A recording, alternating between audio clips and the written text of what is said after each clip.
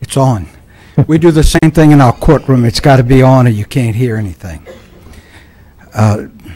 Members of the school board, ladies and gentlemen, the last time I was here in front of this group, they had to escort me out with U.S. Marshals. Everyone was so angry with me. And I'm not proud to say it, but I am proud of what we did in getting to this point. But I tell a lot of people that I did something that no one else in the world ever did. I got the NAACP and the KKK on the same page because they all hated me. They hated me because I wouldn't do what either side wanted to do. I wanted to do what was fair for the children of this community. What a lot of you don't know is I'm from a long line of teachers. My mother taught school in public school for 31 years. Started at, I want to say, L.J. Alamo. No. Judy's, Leo Judy's. My Aunt Evelyn Haney may have taught some of you if you took home economics at one of the schools. My other aunt, Mary Helen Farrow, taught for a number of years here until not long after she retired, she died of cancer. My wife's a school teacher. My two sisters are school teachers. Cousins. My youngest daughter's a teacher. So I have a great respect for the teachers and the people who work in the system because it's not easy. This is an example of what makes it not so easy because they have to make tough decisions. I had to make tough decisions too, and I want to tell you how some of that came about. So when you think about doing some changes, you have a little bit of a focus of how you got to this point. When Judge John Shaw died, I got appointed the case here in Lafayette. Other judges got other parishes. Iberia, where I'm from, was already unitary. St. Martin and I think St. Landry came on board way after us. My challenge was to try to integrate the school system according to the United States Supreme Court rulings without messing up the school system of Lafayette. I had a lot of examples that were in this country how others didn't care about messing up the school system. They only cared about integration. I can say that now because I'm not on the bench. And that's my opinion. What they were doing was follow, and I'm not saying they didn't follow the law. They followed the law. We went a little above and beyond that by trying to make sure that we did not mess up the Lafayette school system. Let me give you an example. One of the ways we could have done it was to throw out all of the districts and gerrymander those districts and move kids all across the parish.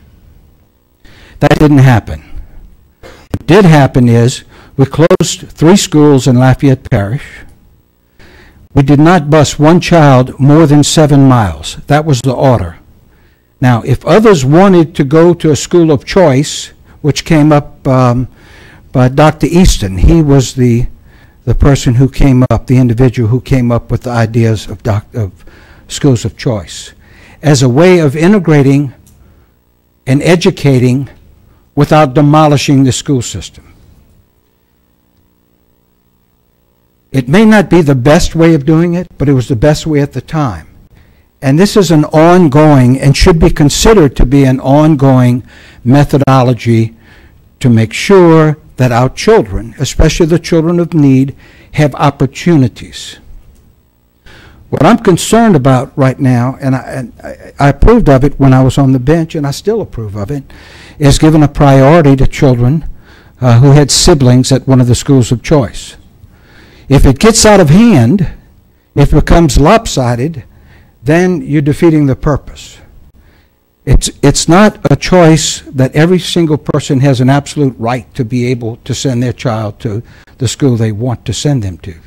That's not an absolute right. It's an absolute right to have your children educated. This is tough on the school board members. I don't envy y'all because the way I see it evolving, there are going to be some problems you're going to have to work out. I can tell you from experience, it's not pleasant.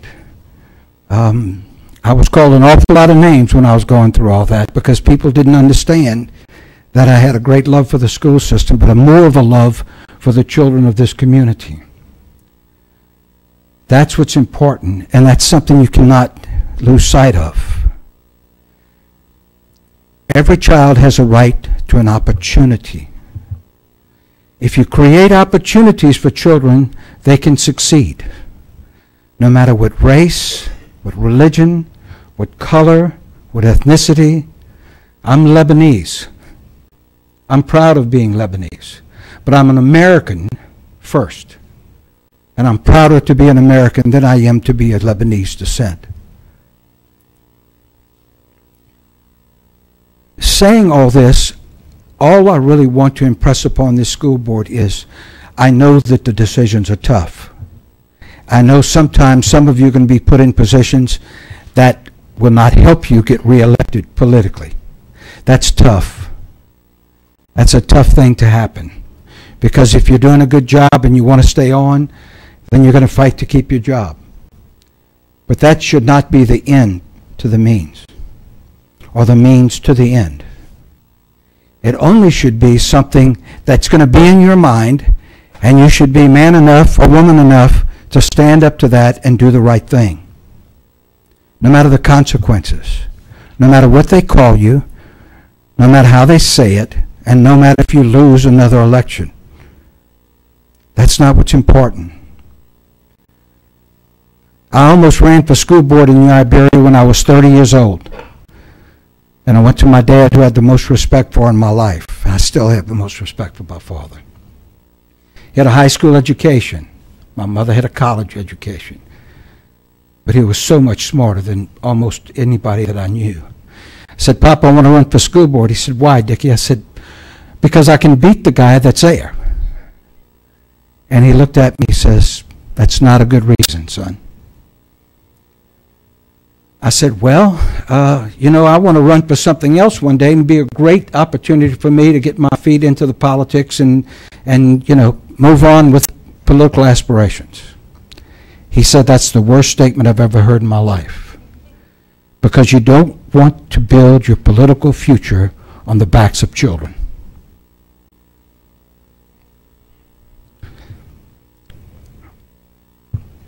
That was 66 years ago when he told me that. It's true today. The most important natural resources we have in this community are the children. The more opportunities you give them, the more you give them the opportunity to better themselves, the better community we're going to have. That's what that case was about. It wasn't about messing up the school system, because I don't think we did. I think Lafayette still has a great school system.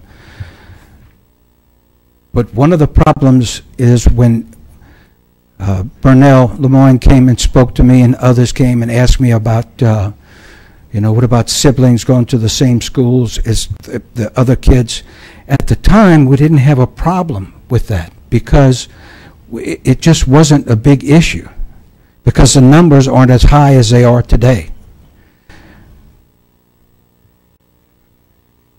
If the trend keeps consistent, then you're going to have very few children who will have the opportunity to go to a school of choice unless you have an older sibling that's already there. And that's just not fair. The school of choice was set up in a lottery system so that everybody has the same opportunity to get in. And if parents want their children to go to a school of choice, or whatever you're going to change the name to, which I don't have a problem with either, then they're going to do what they have to do to help their children. I know there are some parents probably in here who want their children to go to the exact same school the other siblings go to. I get it. I have 3 children myself. And I wanted my children to be able to go to the same school. So I ended up paying for it at a small Catholic school, St. Edward's in New Iberia, where I met some of the finest people I'd ever met before in my life. Some people here may be familiar with St. Edward's. But the bottom line is this. if you continue down that path, it could become a problem. I'm not going to be there. It will not be my headache. I will not be the one to make the decisions, and I will not be the one people want to throw eggs at and say things about all the time. It won't be me, because I'm gone. But it'll be someone else who may or may not have the same mindset that I had, who may or may not be in a position to do what we did, and I didn't do it. I was a very small part of a big movement. I took that responsibility seriously, and if it were not for Dr. Easton's leadership at the time, I don't know what would have happened, to be frank. I just don't know. But with his leadership and the guidance I got from Dr. Perry, who was at UL at the time teaching, who had been a principal, we were able to work through this, not always agreeing. Not everyone agreed. My gosh, not everyone agreed.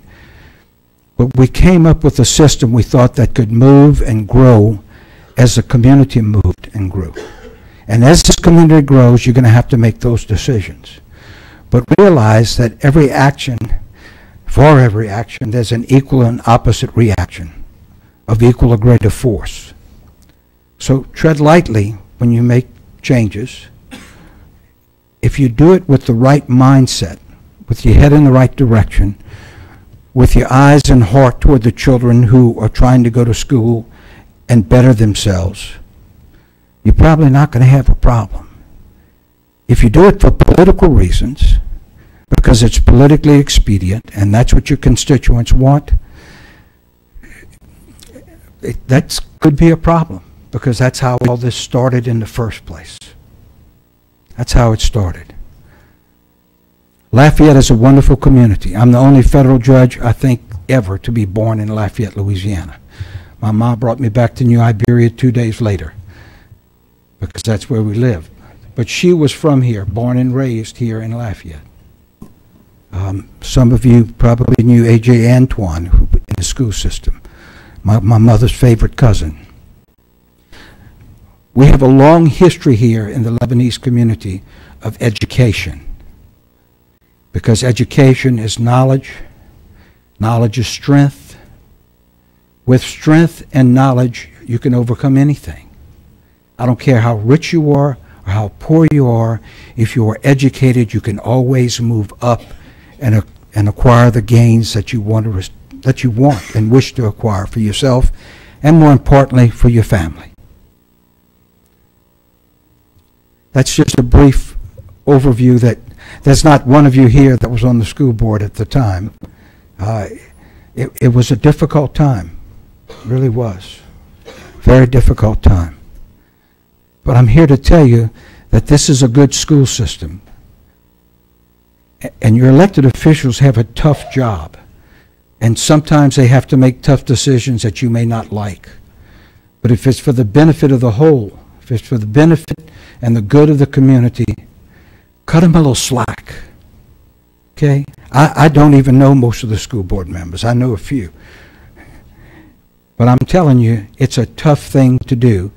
They signed up for it, and they're obviously tough enough to handle the situation. However, the community needs to get behind the system, because what happens is when the community doesn't get behind the systems, you have taxes that probably still should be on the books to help out. There's nothing with all of this that money couldn't fix. If you could build a school of choice in every district, or 2 schools of choice in every district, there wouldn't be a problem. But you don't have that luxury. And that's what makes it tough. But when the community gets back and behind a decision made, even though you may not totally agree with it, then you can go forward and improve the system even more. I have nothing else to say except to say I hope no one throws eggs at me when I leave. I didn't come here to make friends. I came here because I think it's important that this school board actually know and understand how this all started and how we got to this point and all the work that went into getting to this point. And I hope all of you understand that this was done to create opportunities, not to create a system where all families had all of their children in one school, but gave all children the opportunity. I'd be happy to answer any questions you may have. Mr. Santani? Following that vein, the use of a high socioeconomic list of applicants and a low socioeconomic list of applicants, do you have an opinion on not using those lists anymore?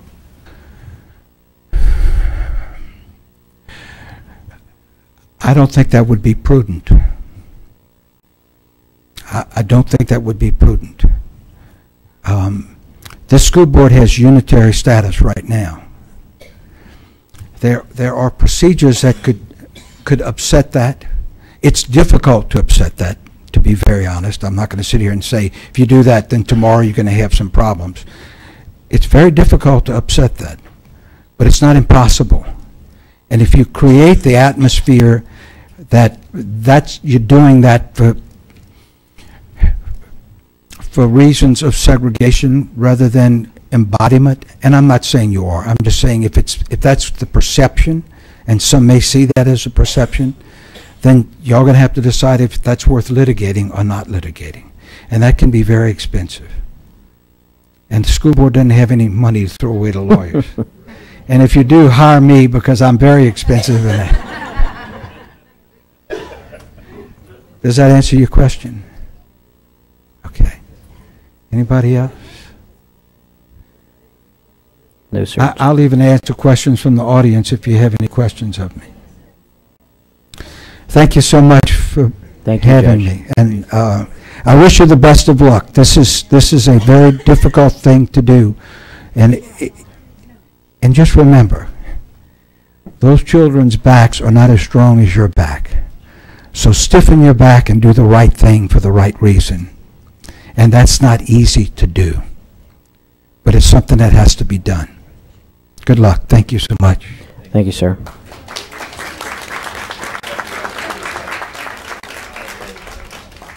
Mr. President. Yes, sir. Just point of order. Mr. Angel. I know that the judge knew Senator Edgar Sonny Mouton, and if I learned many things from him when he was still around. One of the things of which is that in my 35 years of being an elected official, I have never ever, and I learned that through him, never ever voted for anything with the idea of being reelected. Thank you. Thank you. And Mr. Angel, I think it's 43 years now of elected service, isn't it? All right. If there are no more comments on this agenda item, I'd like to call for the vote. Oh. Hey, man. You got to keep... Who's acting vice president today? Yes. All right. 2.3, Schools of Choice Wait List. Yes. Mr. President, I move that the board maintain a numbered wait list for academies with applications exceeding available seats. All right. We have a motion for Mr. Hidalgo. Second for Mr. Angel.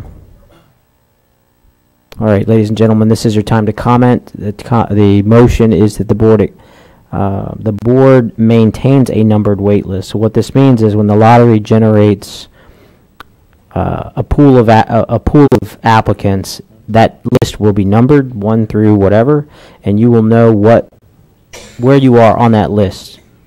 So the vote is to maintain a numbered wait list. So if anyone has comment or questions on that, please step up. And if you think you might have a comment or question, please just step up and wait in line so we know how many people are waiting. Yes, sir. If you are a fan of social anxiety, the wait list is awesome. When we first applied, I'm encouraging the wait list. Please, by all means, keep the wait list. It got our daughter into school, albeit our second daughter into school, because we didn't benefit from the sibling rule the first time. We fell through the cracks. happens. We weren't upset. We tried again. And the next year, we knew day to day where our kid was in the system. It was encouraging. You have a wonderful individual, Miss Barbara Pippin, in the office here that was very, very, very open to communication and conversation. I thought the wait list was great. We got in 6 days after school started, and we have not looked back. So I highly encourage to keep the wait list. Thank you. Thank you very much. Yes, ma'am. Good evening, school board members and superintendent. My name is Alyssa Davis, and I just wanted to speak to the importance I believe having a number wait list maintains. We were affected by the wait list whenever our son was entering French immersion, and it did help us gauge how much time and resource we would expend to seeking other opportunities for our child. Fortunately, he did get in, but just knowing how he was progressing on the wait list during a time when you have other school filing deadlines going on, I think it was a great assistance to us as a family, engaging time expended. Thank you. Thank you very much. Do we have any more public comment on the numbered wait list motion? Okay, I'm closing out public comment. Board member comment on numbered wait list. All right, we have no comment. I'd like to call for the vote.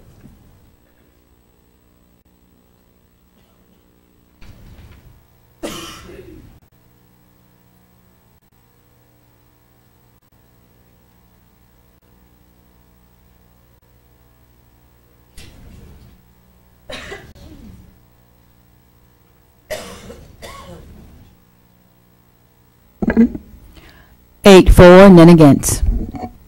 All right. Next item is 2.5 schools of choice points of entry. Mr. Latchley.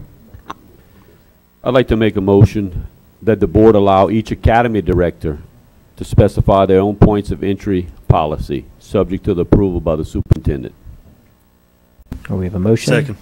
With a second by Mr. Santani. All right. So we'd like to open this up to public comment. And the motion is that points of entry, so basically we're talking about the grades. So the grades that you're allowed to enter into an academy be determined by the academy, the director of the academy with approval of the superintendent. So that's what we're talking about now. So if you have comment on that, please feel free to come up. Ms. Lemaire. Mia Lemaire, principal at Elio Giudice Elementary School in Scott. I am in favor of Mr. Latchley's motion. Each academy is different in that entering at a certain point in our Sciences Academy may be, I don't want to say an easier transition, maybe for a stronger student in 4th and 5th grade, as opposed to other academies where maybe they would need to do an audition for an instrument or for talent or for things like that, or for languages. So leaving it up to the individual schools or site-based management, of course with the superintendent's approval of that, then I think that's a good choice. Great, thank you very much. Ms. Samick. Yes, sir. Just point of clarification, not all academies actually have an academy director. Would it then be up to the principal to have the say, or? I would say that would be up to the superintendent, who he sees to be in charge of that. But we could modify the motion to say academy director or principal as applicable. I'll approve the amendment to the motion that you include principal for those that don't have an academy director. So the motion would read academy director or principal as applicable. And the second by Mr. Santani is agreed upon. Yes, sir. Chris Sherman again. So my question would be, would they also, the academy director or principal, be able to specify what requirements or how that entry will be regulated? No. Basically like an acceptance rubric, yeah, so you know the criteria? Yeah. So, pre-KK, I think the original motion was pre-KK 1, 2, 3 would go through the regular lottery. Will the principals or academy director be able to say, well, we don't think the lottery is good for 3rd grade. We want to use a rubric and metric, or? I believe the intent is so that they establish a criteria for available seats that qualify you for entry into the lottery for that specific year. Okay, because my concern was, say they want to open a point of entry for 4th and 5th grade because of reduced enrollment because of LEAP, students failing LEAP in the 3rd and 4th. Then, say the Arts Academy would say, we want to open entry, but can we only do it for merit based? Would they have that option? Because you don't want to bring in students in 4th and 5th grade that don't know how to play an instrument or have any arts to an arts academy. I think that's what. That's the intent, yes, sir. Go ahead. I think that's what Ms. Lemaire was alluding to, that if you're going to come into the academy in the 4th or 5th grade, especially like an immersion program or an arts, you're going to have some sort of talent or some sort of background, but it's still going to be through the lottery. You still got to go through the lottery. So their application into the lottery would have to be approved by the school? How would you regulate people getting into the lottery? Mr. Santani. There's a qualification criteria section in the handbook that we'll be discussing later. Okay. And I would assume the academy director, and subject to the approval of the superintendent, as Mr. Latchley said. Right. Yeah. We're gonna whenever possible delegate the academic requirements to the educators, and acknowledge the fact that not every academy at the elementary school level is the same. For instance, world language immersion, you have a very difficult time starting in 4th grade. Yeah, exactly. Okay, so then the academy directors and principals would be Yes, able to and set that. with the object being that everyone knows ahead of time what targets you're trying to meet. If you want to go to J. Wallace James in 4th grade or Elio Giudice in 5th. Do you have 5th? I'm sorry before I say that. You know what requirements you need to meet, and if there are 5 seats available and 7 applicants, then we all put the name in the hat and do that. Okay, thank you. All right, board member comment? No. Oh, Dr. Chasson. Somebody help me understand it, because I think I get it, but I don't want to make a biased decision, either board members or Ms. Lemaire. When it comes down to allowing the principals to decide the point of entry of a kid, then, okay, subject to approval of the superintendent, doesn't that allow a 5th grader to come in and then get priority into 6th grade?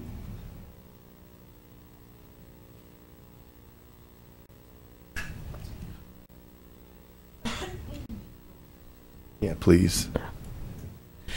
It does, Mr. Chasson, or Dr. Chasson. I guess the reason that I would be in support of the motion from Mr. Latchley is because, from an educator's standpoint, if you have a child, let's say in the sciences or even in STEM, and the point of entry is cut off in 3rd grade, so they can get in from kindergarten to 3rd grade, but then in 4th grade they're not allowed, in 5th grade they're not allowed. From an educator's standpoint, I think it's more beneficial to the child if they're allowed to enter 4th grade and 5th grade, as opposed to sitting out 2 additional years and not having an opportunity to enter that program until 6th grade.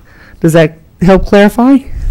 Yeah, I'm a little confused. What's different with this motion versus the motion that's recommended? The motion that was recommended, and I think I can help answer that question. The motion that was recommended excluded 4th, 5th, 7th, and 8th. But it's the exact same process that they're requesting is the same thing that the original motion says. It's a late entry appeal. Is that not the same thing? Late entry appeal is still through audition or interview, and if the appeal is going to go to the superintendent, the requested motion is the same recommended motion. Anybody?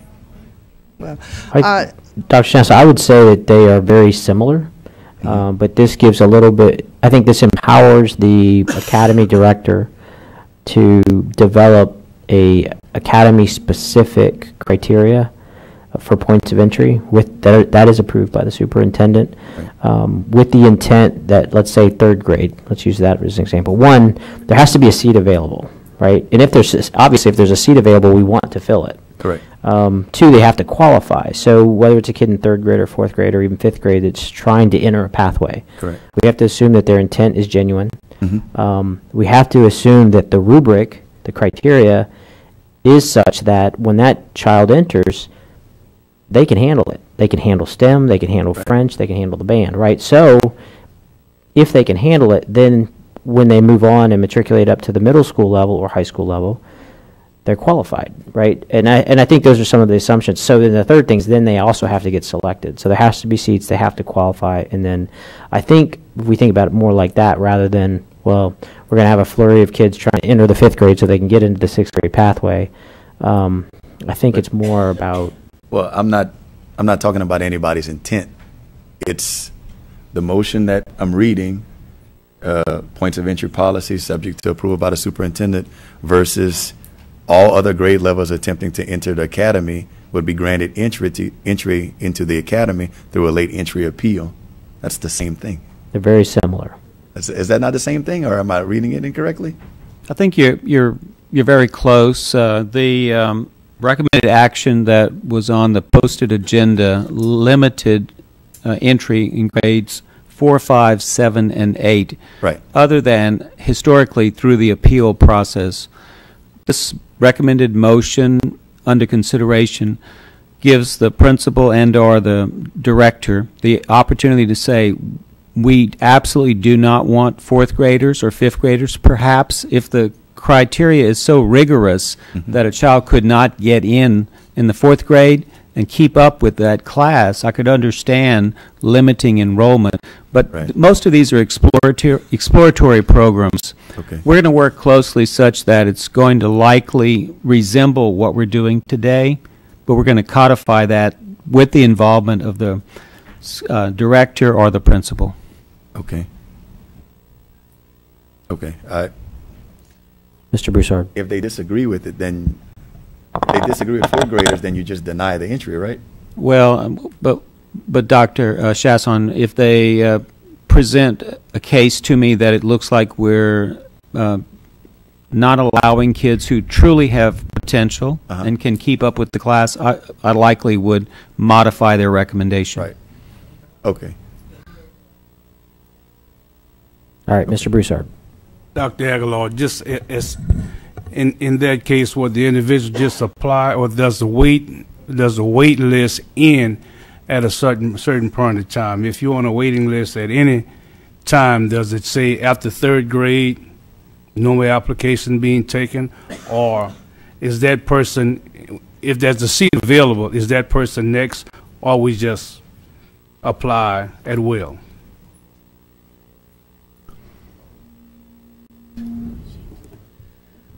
Mr. Broussard, the wait list is generated at the time of the lottery, and then the next school year, that wait list is gone. And then when the new lottery comes about, then there's a new wait list generated. For instance, if your child is number 1 on the waiting list and your child does not get in for that particular academic year, then you're not number 1 the next year. You have to go through the lottery process again, and then again it becomes a random draw that way.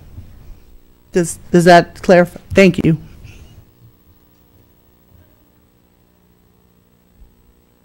All right, looks like comments are over. I'd like to call for the vote.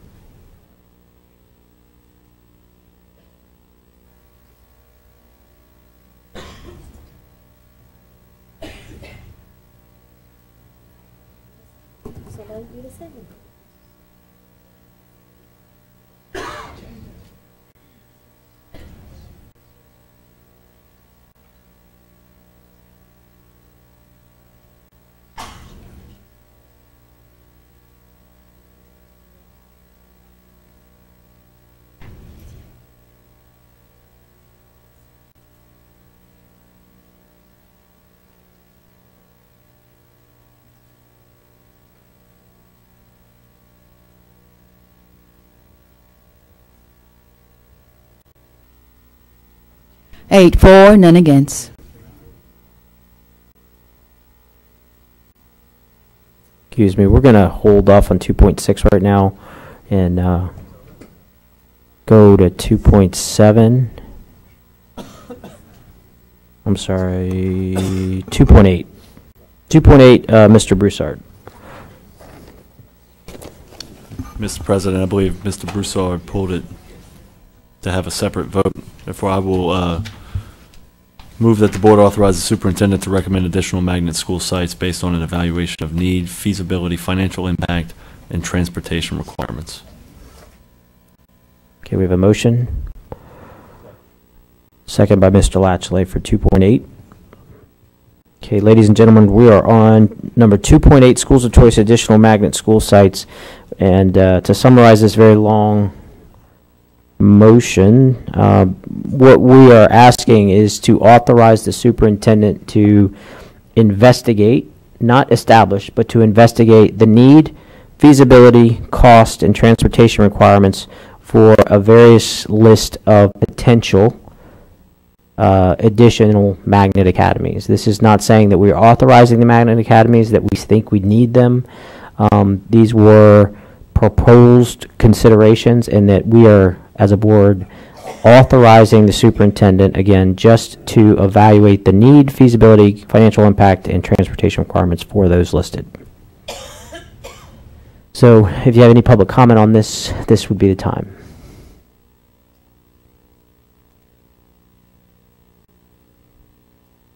Yes, ma'am. I'm actually sorry. It's not about this. It's about the one above. So I don't know if I'm... No, ma'am. You have to comment on this one, and we can talk about the one... that we skipped? Yes, ma'am. We will talk about that one a little later. Okay. Thank you. Thank you. Mr. German. You want a mic? We can move. We do have a wireless one. No, I got to get my steps here, so that's fine. It was a savvy choice of seats, sir. Thank you.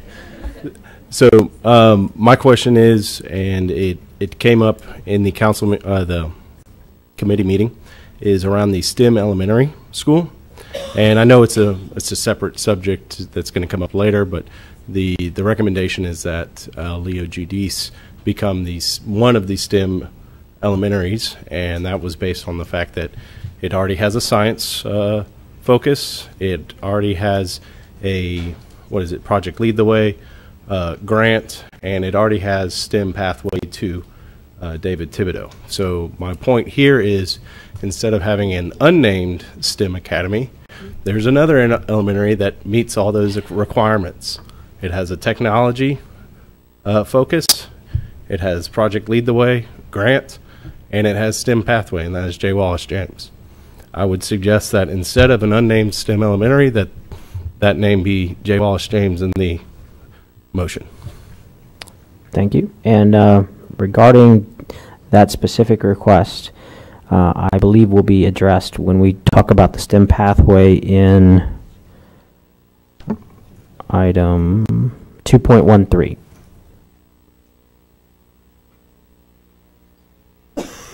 Any other public comment on this motion? All right, board member comment on this motion. This is again 2.8 additional sites. Mr. Broussard? Mr. Vice President, I pulled 2.8 and 2, 8, 9, 10, 11, 12, 13 is basically the same thing in trying to find another academy or another school of choice. I would ask the superintendent and his staff to really take a look at the academies that we want to develop or duplicate, because a lot of times when we try to develop an academy on one side, we lose on the other side. And we don't want to do that. We want to grow every school campus we have in our Lafayette Parish, and to be mindful of what we're trying to create. Some of the schools that we want to create academy to lead to a certain path, and some does not. I would like every student in the Lafayette Parish school system to have the opportunity to go to whatever school they want, may it be the STEM Academy, COMO, with the arts, or the Health Academy at Northside, and I don't think that what before us today does that. So I'm just asking, when we put it all together, that every school have a pathway to whatever high school, ended up at whatever high school they chose to go to. Mr. Latchley. I'm in support of sending this to the superintendent. One thing it does is it allows French immersion, which has a wait list a mile long, to come to the city of Scott at West Side. Acadiana High does not have a middle school feeder. It's one of the few academies that does it.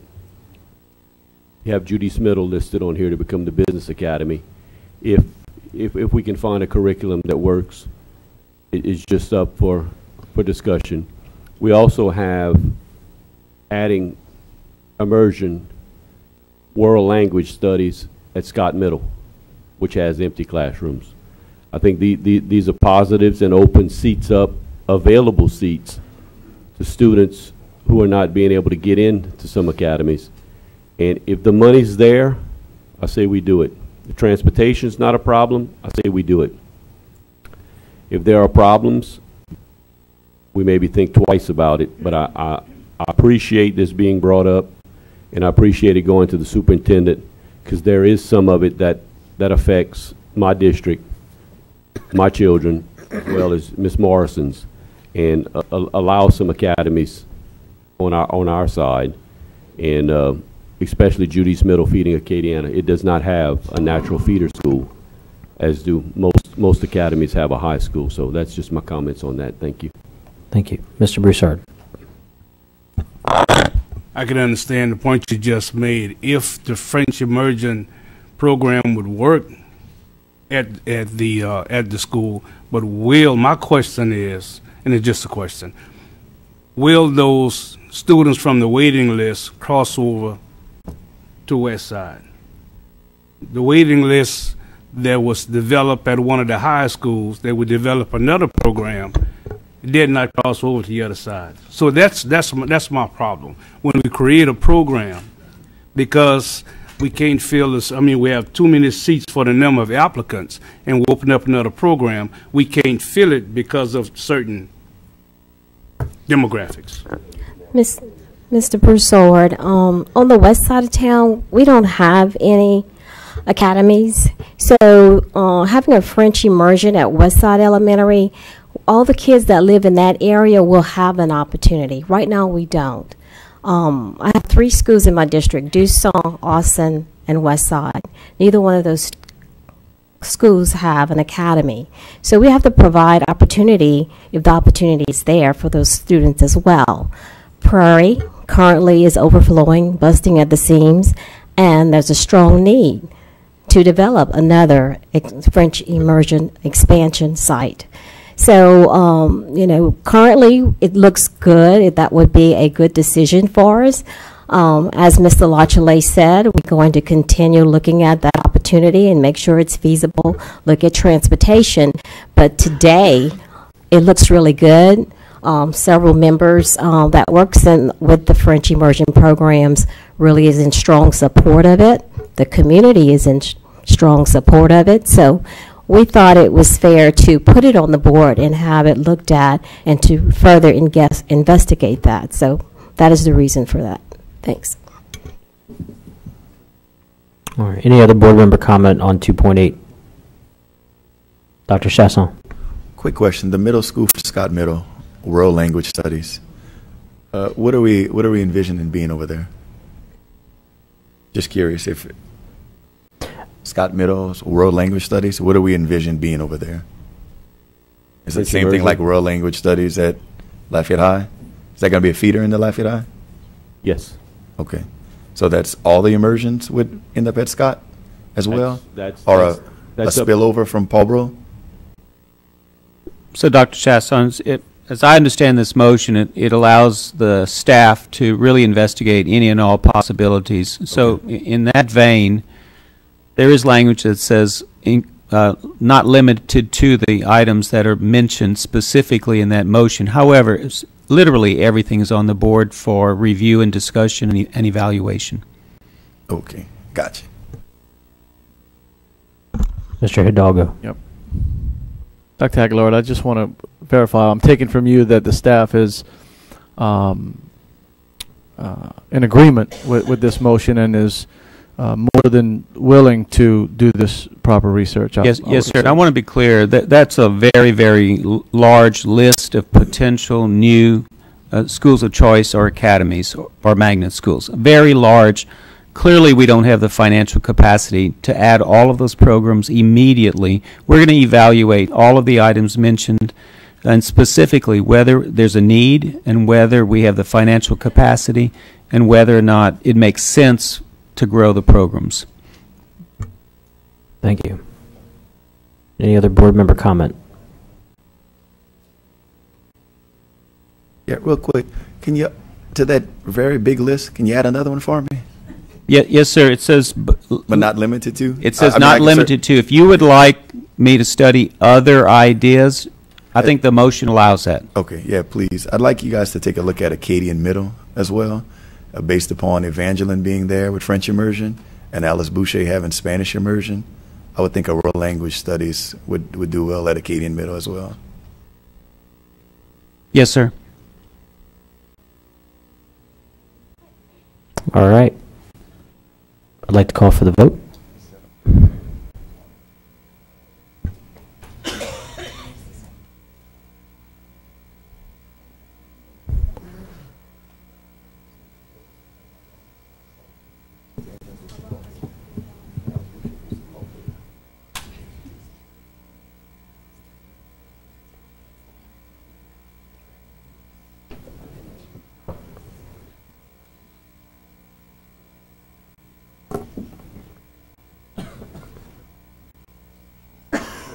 Eight for, none against.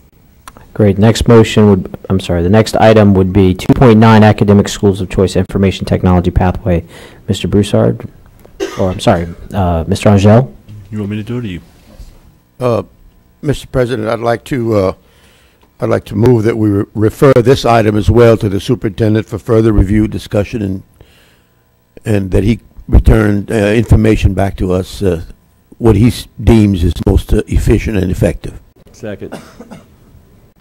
Okay, we have a motion and a second to refer the Schools of Choice Information Technology Pathway back to the superintendent.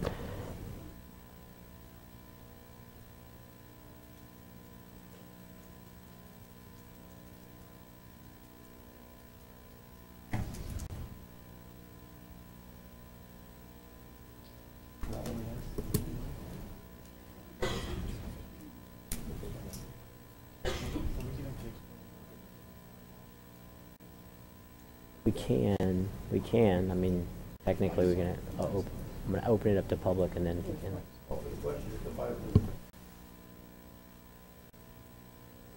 So we have a motion and a second, and I'm gonna open this up to public comment first. The motion is that this issue for a potential business I'm sorry, I'm on the wrong one. A potential information technology pathway be referred to the superintendent for more analysis. Did I get that right? Any public comment on this issue? Board member comment or questions? Dr. Chasson. I'm curious to know why. Why wouldn't we vote on the pathway? Why would we refer it back? Received a call from Principal Jeanette today, myself and Mr. Angel. He was unaware of this, and he has the health academy there now. Okay. And is doing better than ever. In fact, I think he has a wait list now. So he has some questions and would like some input. So all he did was ask if we could pull it today, send it back to the superintendent so Mr. Jeanette can have some input in what would affect his school. Or Judy's? Cancro Middle. Cancro Middle. Cancro Middle. He's actually changed that program and that school around. And he just has some questions about where information technology would fit into Cancro Middle, being his health academy is doing so well. Now he actually has a wait list, I think, for the first time ever. So he's doing a great job at Cancro Middle.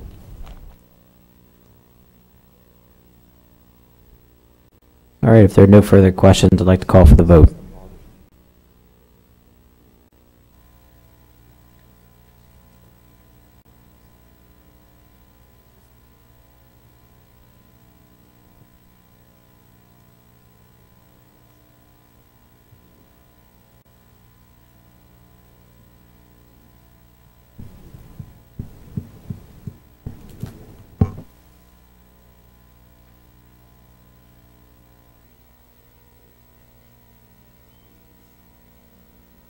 8 for, none against. All right, next item is 2.10 Schools of Choice Business Pathway. Mr. Broussard pulled it, but I'll go ahead and make the motion that the board accept the School of Choice Committee recommendation to establish a business pathway at Judy's Middle and Acadiana High. I'll second. We have a motion and a second. So, ladies and gentlemen, the motion and the second are to establish a business pathway at Judy's Middle and Acadiana High School. Any comments? All right, no comments from the public. Any comments or questions from the board? Mr. Broussard. I would say the same thing for this academy, and the one we spoke to before is that where these students are going to wind up at. We just had there's a waiting list that one of the Counse school, and they all gravitate toward one other school other than where the seats can be filled. So I would ask and I would ask the superintendent to, same thing I asked before, that if we are going to create these pathways, make sure that they are balanced in all our schools, not just on one side. Any other board comment? Questions? All right, I'd like to call for the vote.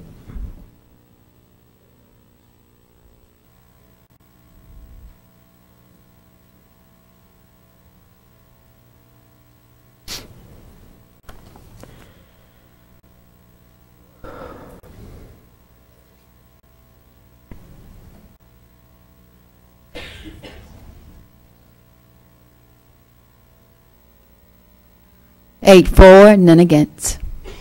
All right, next item is 211, Schools of Choice Health Careers Pathway.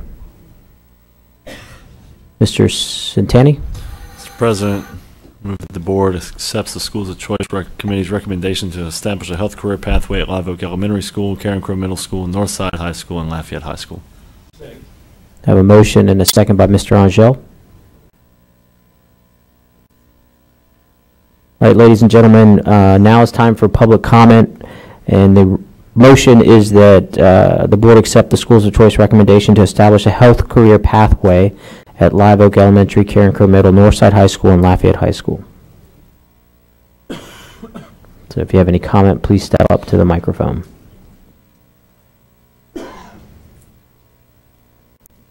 Hi, my name is Denise Malasal. I have 3 children in the school system, 2 at LJ Alamo, 1 at J. Wallace James. My question is, why is there a need for 2 high school academies at this point for the health careers? Dr. Shasson? I'm just curious as a parent. There's a huge wait list for Lafayette High, so we established a second. Does that make sense? Yeah, there's a huge wait list to get into the Health Careers Academy at Lafayette High, so we established the second one at Northside as well. Yes, ma'am. And if my fellow board members will indulge me with the gavel, I'd just like to add that we're also considering enhancing with 2.8. We asked the superintendent to look at potential, not adding a program, because this motion would establish the program, but looking at pharmaceutical technician and different career paths within the health careers, so that when we have our graduates graduate, they actually enter the workforce with technical skills that they can land a good paying job. Have any other board comment on this item? All right, Madam Secretary, I'd like to Mr. Knesing. Yes, sir. So the board just asked me to study a number of additional academies, including what was mentioned, including Live Oak, and Live Oak is mentioned specifically in this agenda item 2.11. What I'd like you to consider doing is just deleting Live Oak Elementary in that 2.11 until we can do the appropriate study. That's fine with me, Mr. President. All right, we're modifying. We have a modification to the motion to remove the words Live Oak Elementary School from the motion with a second for 2.11. Do we have any further comment? Madam Secretary, I'll call for the vote.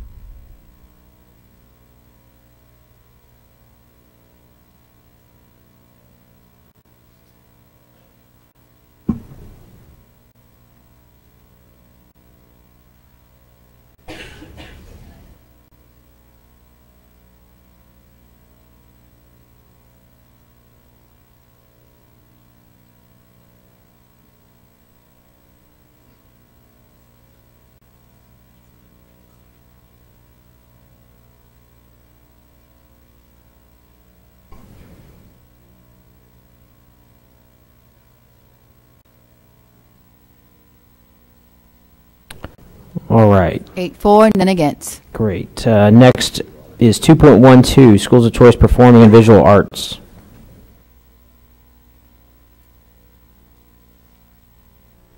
Mr. President, I move that the board accepts the School of Choice Committee's recommendation to recognize the Performing and Visual Arts pathway at J. Wallace James Elementary School, L.J. Alamo Middle School, and Como High School. Second. Motion by Mr. Santani, second by Mr. Latchley. Ladies and gentlemen, now's the time to come up for public comment for the recommendation to recognize the pathway for performing and visual arts at J. Wallace James Elementary, L.J. Alamo, and Como High School.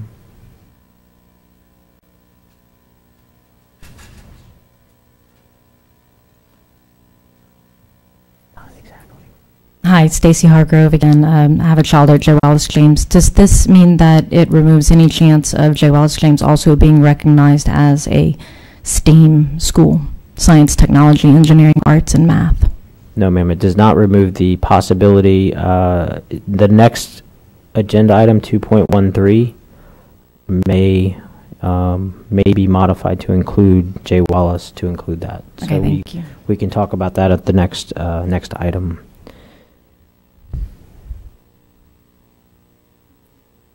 All right. Any more public comment? All right. Board member comment or questions on 2.12? All right. Ladies and gentlemen, I call for the vote. I'm sorry. Madam Secretary, I call for the vote. And ladies and gentlemen.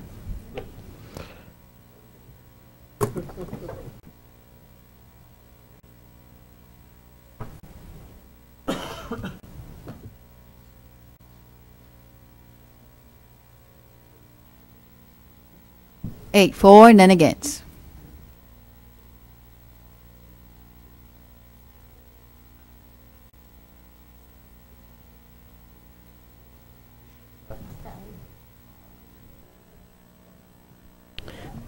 All right. Next is 2.13, Schools of Choice STEM Pathway.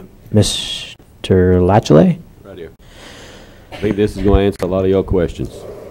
That the board establish a STEM pathway at L. Leo Judice Elementary, J. Wallace James Elementary, to include Lafayette Middle School, and David Thibodeau STEM Magnet Academy. A second. So we have a motion and a second. And ladies and gentlemen, the motion is that we will establish a STEM pathway at L. Leo Judice Elementary School, J. Wallace James Elementary School, Lafayette Middle School, and David Thibodeau. This does not change, just so I can clarify, this does not change the status of the zoned population at those schools or the fact that El Leo is 100% school of choice, as is David Thibodeau. It just acknowledges and confirms that there is a STEM pathway there would be a STEM pathway at these schools. So this would be the time to have public comment on the proposal that there be a STEM pathway at El Leo, J. Wallace James, Lafayette Middle School, and David Thibodeau. Yes, ma'am. I don't know if is it on? Okay. Does this establish the change from changing STEM to 100% I and Lafayette Middle to? No, ma'am. Okay. That was my question. Mr. Knezzing, just Yes, sir. so I'm being told that Karen Crow Middle has been a pathway to David Thibodeau. So would you like to include that in that pathway? Well, are you confirming that, or are you? Sir, I am. You are confirming that. Okay. So I need a change in motion for Mr. Latchley. If we could please add Karen Crow Middle, I'd appreciate that. J. Wallace James Elementary School, Karen Crow Middle School, Lafayette Middle School, and continue on with David Thibodeau STEM Magnet Academy. So the motion was modified, and the second confirmed. Oh, Mary. Mary was the second. I mean, leave Leo Judy's in there also. I just started after Second. J. Wallace All right. James. So we have a modified motion and a second. Mr. German. My only question was around that you would still have the possibility for adding in, I guess, a third elementary now for STEM. That would be approved. That was approved at 2.8 that the superintendent's going to evaluate the need, feasibility, cost, and transportation issues for adding a STEM elementary school. I fully support this. Thank you. Thank you. Yes, sir. My wife informed me that I failed to introduce myself earlier. My name is Tim Charlo, and thank you, Tim. Good evening again. I know there was some lengthy discussion on Saturday that there's a desire to increase the graduation rate at David Thibodeau from 500 to approximately 1,500 over a course of time, which it'd be awesome to see. Could we consider Northside High School as a STEM academy in the future once we get a Lafayette High situation? Which I hope we don't, but if we ever get a Lafayette High situation at David Thibodeau, could we look at Northside High School as becoming a STEM academy as well? Thank you. Just to clarify, too, that's why we're asking the superintendent to look at all the possibilities for expansion of different magnet academies, including STEM. And that was an idea that was tossed around, was the possibility of expanding David Thibodeau into a high school. There are other possibilities which may include establishing an entire 6 to 12 type model for David or for another STEM academy somewhere else. But those are things that the board's asked the superintendent to study and evaluate. All right, board member comment on questions on this issue? Dr. Chasson. My question is, and I don't want to disappoint anyone when it comes to, I heard the excitement in your voice. I don't mind the superintendent coming back and saying, hey, yes, they're doing all 11 components that Mr. Debatez spoke about, and they're taking care of business when it comes to actually doing STEM at J. Wallace James. I've got no problem with it. I'm going to support it. But I thought that we commissioned the superintendent to go and explore it in 2.8. And now we're going ahead and we're just designating that school. I thought that was the whole point of us commissioning him to give us a second elementary school. So I prefer for it to be taken out so he can tell us if they're actually doing STEM at the school as opposed to being told that they're doing STEM. Because if technology is the portion, come on guys, hold on a second. We're trying to be fair to everybody because my kid does technology at Alice Boucher, and all the other kids at Alice Boucher, and all the kids at J.W. Falk, but they don't have a priority pathway into STEM. So you have to do STEM to get priority into STEM. So my question is that not what we were basically commissioning you to do, or am I losing my mind? You sounded like you commissioned me to study any and all potential additional pathways, programs, to the extent that maybe we need to consider shifting the focus for a particular school to align to a pathway. And Dr. Shass, if you give me a second on this one. Regarding J. Wallace James, as I understand it, and I had a conversation with Mr. Debatez before the meeting, that they are a feeder for STEM. And there are kids there, especially 3rd, 4th, and 5th grade, that appreciate that they are in a STEM pathway.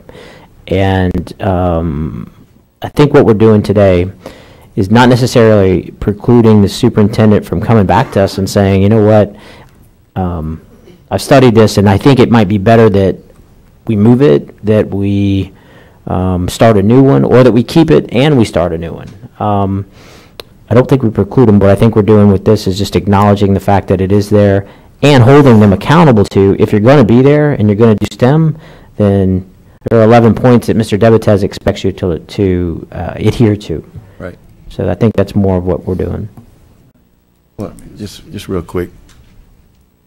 In the other agenda item, it states that we're going to recommend, and we're going to recommend because that's what's going on already. This actual item states that we're going to establish. So if they're doing some of it, then yes, I want them to get the whole portion of it, and we make this a full pathway. I'm just curious, is it, Mr. Debatez is here. Mr. Debatez, can I bother you for a second?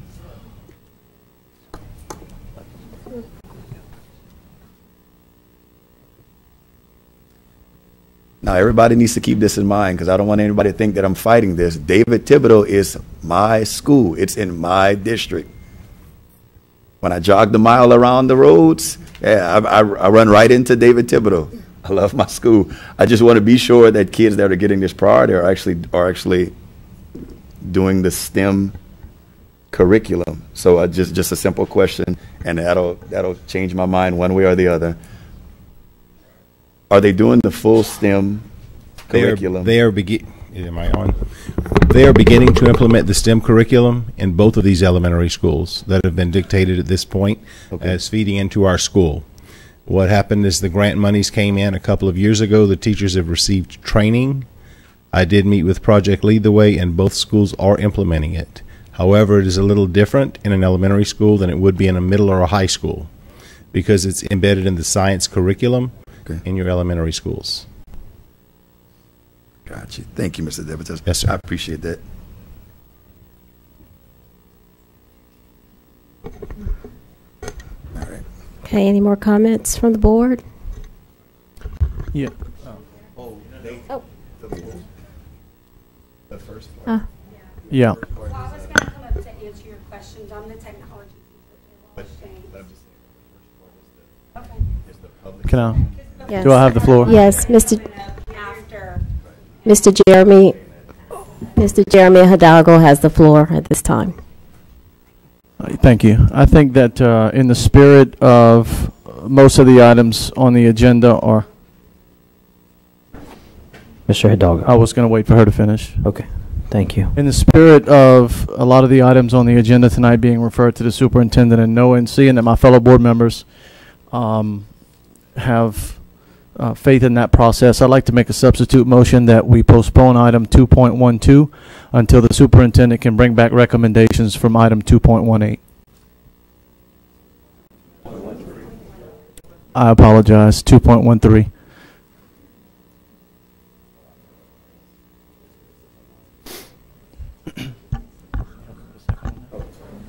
Second.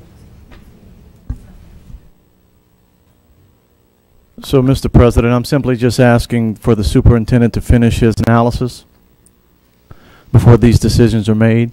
We heard a lot about data over the past week or so, and I don't think it's unfair to ask for all the data before we make a decision.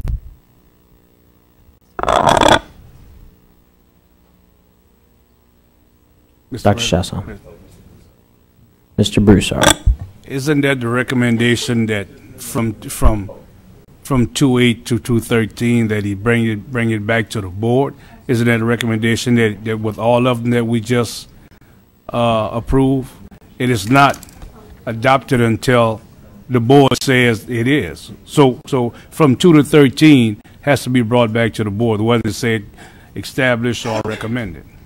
No, this motion, the original motion was to establish it. 2.8 was that the superintendent, we authorized the superintendent to recommend additional magnet school sites and other, you read the motion.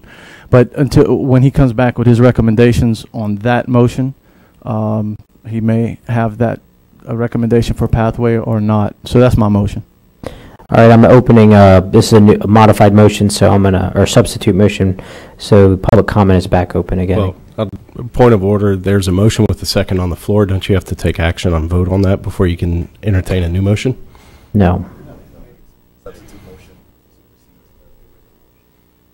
So the original motioner has.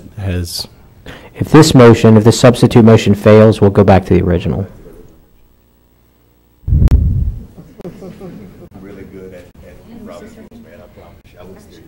Okay. It's also why we have counsel here. Okay. So my point would be that the schools are already getting STEM right now. I think all this does is, for the meantime, is continues those STEM pathways, and to not give them that until the other motion or the other item can be completed. All you're doing is just adding more confusion to the system. So I would recommend that you don't pass this and you go ahead and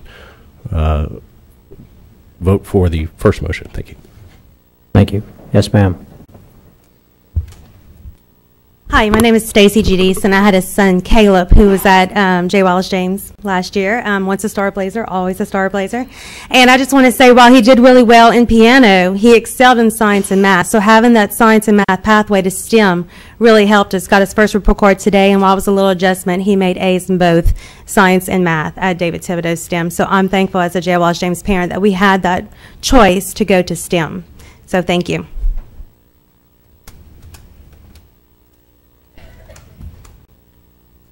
Hi, thank you for the board and Dr. Aguilar. My name is Tiffany Thibodeau. I am the technology teacher at J. Wallace James Elementary School.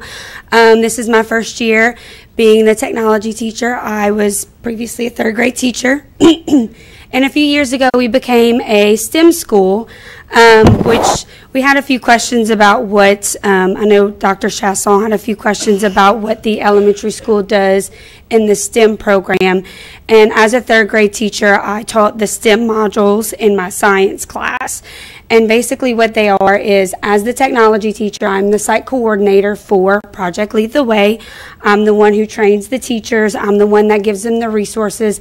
I'm their kind of go-to when they need help and when they don't really understand what they're supposed to do, because we always have new teachers that join our school, and we have, you know, those types of things that happen. So that's my job. That's what I'm in charge of. I'm also the technology teacher. I know that Mr. Chasson said that his son goes to technology at his school as well. The only difference between, you know, your school and my school is that I'm the technology teacher.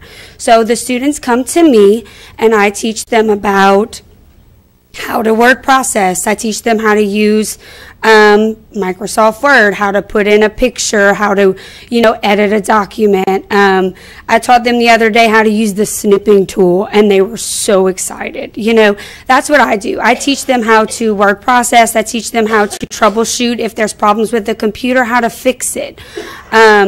Also teach them how to take care of computers, how to clean computers. I work all the way from pre-K all the way up to 5th grade. When they come to in pre-K, don't get me wrong, these children are now have technology at their fingertips. And a lot of the technology they have is tablets. They don't know how to use a desktop computer. These little pre-Kers, they come in and they don't know what to do with the mouse. The mouse is like flying around when they're, you know, when they're trying to use it, because they don't know what to do. It's the cutest thing. And what I do is I teach them how to use the mouse. I teach them how to use a computer and all of those things. So that's a little bit different than the other schools, because they don't have that. They don't have someone like me to go and teach their children how to use a computer and how to word process. And I embed what they use in the classroom. So a lot of the things that I embed is a lot of the science curriculum. For instance, my 5th graders this week, they were working on food chains and food webs. So I had my students go on Google Drawings, and they created a food chain, and they were so excited. They went back to their science class, and they couldn't wait to tell their teacher, and they turned it in for a grade, and they were so excited. So I just want y'all to know that, you know, come to my school, come and see what we do. I mean, we're an amazing school. We have amazing children. We have amazing parents. Come and sit in my lab. Come see my children learn in technology because they love it. And please don't take that away from us because we love it, the parents love it, and the kids love it. And that's the most important thing. We want our children to love learning. We want them to enjoy coming to school and to be happy to come to the lab and to be happy to learn about these awesome science curriculum that we teach in our school. Thank you. I just feel a need to make a point of clarification. LEO Judice only feeds to Lafayette Middle at the present time. It's been said that we automatically feed to STEM, and that is not the case. So I think some audience members were under that impression as well. So I just wanted to clarify that we are right now, our pathway is Lafayette Middle. Just wanted to add that. Hey guys, good evening. My name is Ravis Martinez. I have a daughter at J. Wallace James. Raven, she's in the 1st grade. She attended kindergarten last year. And I have a set of twins that are 3, about to be 4. Hopefully get them into the pre-kindergarten. But I wanted to talk a little bit about why I think it's important for STEM from a parent's perspective. My daughter comes home, she talks about this robot, Caroline or Carolyn or something, and how she's really one of the first ones in her class to hurry up and go run and play with this thing every day. We're really big on technology in my household. I chose J. Wallace James. Well, J. Wallace James chose us through the lottery system, and we really appreciate that technology piece. That's why we're there. That's why we're in the public school system at this point. So I'm asking the board to please consider the first motion and not the second one. Thank you. Thank you. Okay, board member comment on this motion to defer the STEM pathway to the superintendent for more analysis. Yes, Yeah, sir. I'd just like to remind my fellow board members that I'm not asking for you all to take away the assumed pathway to STEM. I'm just asking that, like many other items on the agenda, this be studied a little more by the superintendent so everything stays in place. Anybody who is on that magic carpet ride to STEM makes it, and the superintendent can research it a little further. That's all I'm asking. Dr. Chasson. As well, I'm not asking folks to take it away. I'm asking to establish whether or not that school is more deserving than the other schools that are claiming to teach this as well. Such as I've gotten a number of emails overwhelmingly in favor of, hey, Prairie does the exact same thing.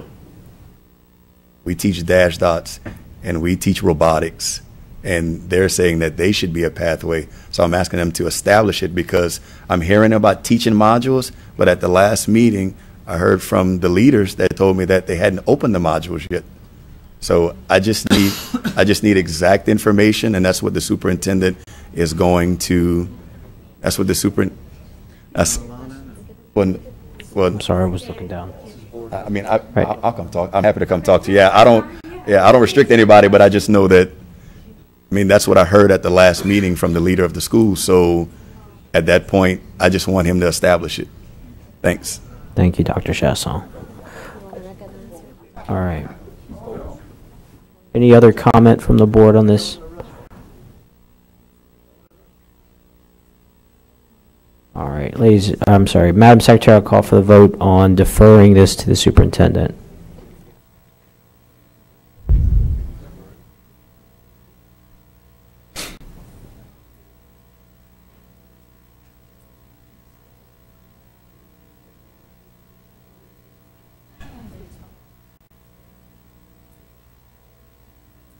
No, I would rather vote for the, I voted no.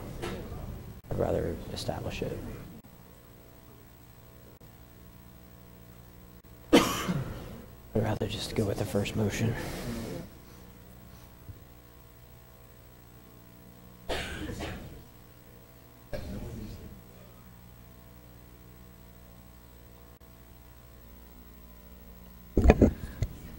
Two for, 6 against. So we're back to the original motion on the floor, which was to establish, the STEM schools at LEO, Lafayette Middle, Karen Crowe Middle, and David Thibodeau. Did I miss any? J. Wallace James, sorry. I'm sorry. And J. Wallace James, yeah. Please don't forget J. Wallace James. Thank you. So the original motion on the floor. Do we have any more public comment on that original motion? The motion's on the TV or the monitor if you'd like to see it. That the board establish STEM pathway at LEO Elementary, J. Wallace James Elementary, Lafayette Middle School, Karen Crowe Middle School, and David Thibodeau STEM Magnet Academy. Mr. President, we've already had public comment on that motion. Yes, we did. Board comment? All right, I call for the vote.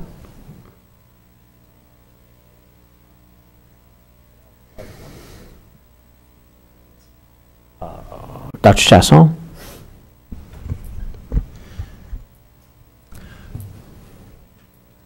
I know it's very easy that when the majority of folks that are in here support this, but I'm telling you for a fact that there are 3 other schools that are claiming that they do more of STEM than this allotted pathway that we're giving away. So in 2.8, we commissioned the superintendent to simply go and check. Granted, I know this is going to fail by the way everyone voted, but we commissioned him to simply check and establish and come back and recommend. And 5 minutes later, we're going to turn around and just establish the pathway when we asked him to check it. Now, we heard from everyone at the time, and there's a number of Prairie parents that I don't even represent that emailed and said, hey, why don't we get a STEM priority? Just wanted to put that out there again. Mr. Santani. I'm going to say something very, very quickly, that we are not establishing anything. We are codifying what exists today. That's what we're doing. And the superintendent's certainly welcome to still come back to us with recommendations that say they don't need this or they need to be STEAM, something along those lines. The door is still open for that. But what this motion does is acknowledges what is in place today. This motion establishes STEM pathway. It says establish. That's what it says. The previous ones recommended because they were established pathways. This says establish a pathway. So regardless if this passes or not, when it does pass, his job is now to go and establish a pathway when other schools are saying that they've already established a pathway. They'd like the same priority. But, I mean, it'll be okay either way. All right, any other board member comment on this? All right, Madam Secretary, I'll call for the vote.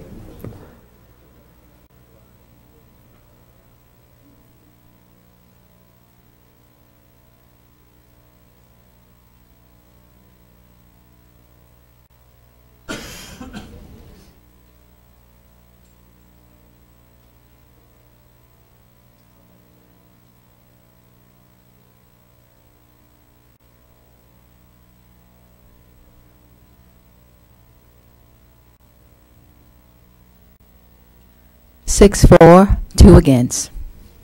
All right, the next item is 2.14 Schools of Choice World Language Studies. Mr. President, that item was not pulled and was adopted. Excuse me, sorry about that. So then we are... No, that was not... Are we back to 2.6? Okay, you're right, I'm sorry. 2.16, Notice of Public Meeting to announce intent to levy 7.27 mils property tax. Yes, sir. We have a motion? Mr. President, I move that the board approve publishing the notice of public meeting relative to levying a 16.7 mils property tax. I'll second. All right. We have a motion and a second, and I'm going to recognize Mr. Santani. Notice is hereby given that at its meeting to be held on Monday, November 20th, 2017 at 5:30 p.m. at the Lafayette Parish School Board Administrative Building, Boardroom 113 Chaplin Drive, Lafayette, Louisiana. The Parish School Board of the Parish of Lafayette, State of Louisiana. The Board plans to levy a 7.27 mils property tax previously approved by the voters of Lafayette Parish at the November 21st, 2015 election for renewal beginning in year 2017.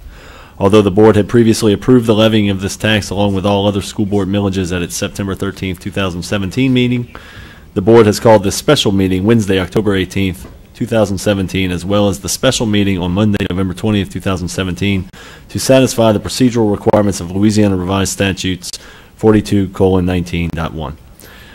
There will be a civics test on this tomorrow morning.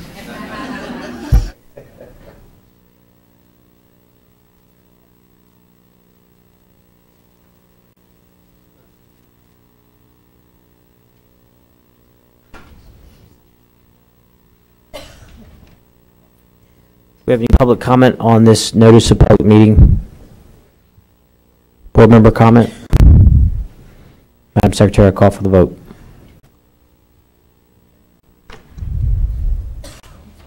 Mr. Knezik, give us a minute to modify the motion. It's incorrect. Okay.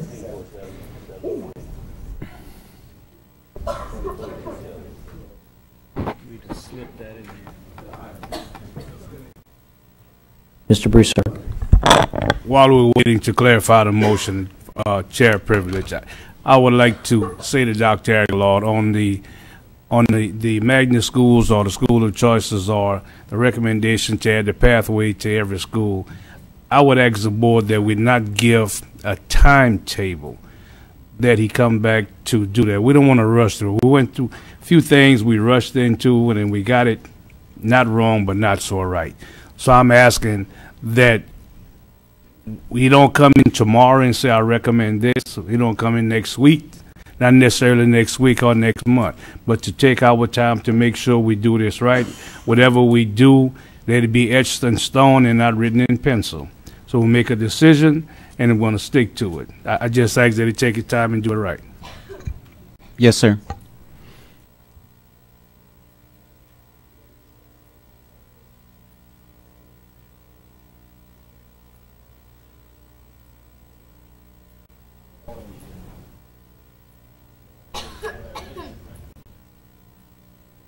Mr. President, I amend my motion to be that the board approve publishing the notice of public meeting relative to levying a 7.27 mils property tax.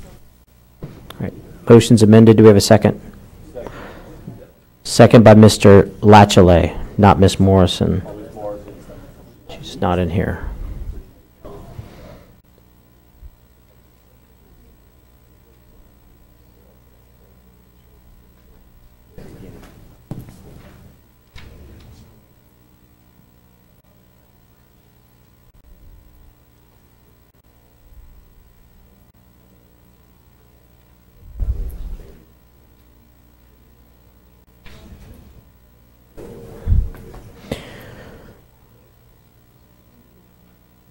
Do we have the language for the amended motion?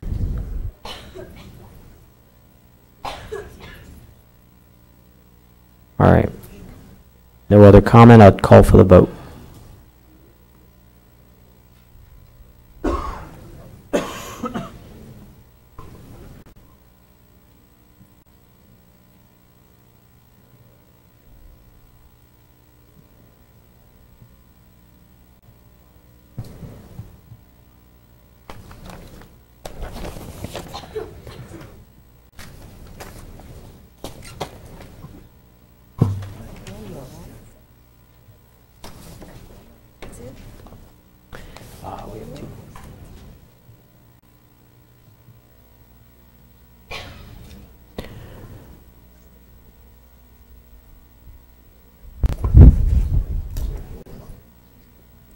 Eight for, none against.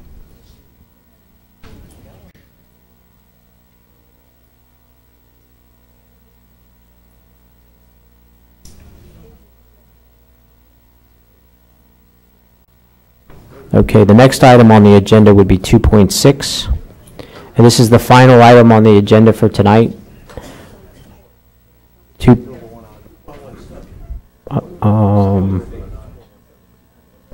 I'm sorry, I have to refresh. Was the original 2.6? Mr. President, I move that the board adopt policy file JBCCB Magnet Academies with Magnet Academy Administrative Rule and struck from the fourth sentence. Second.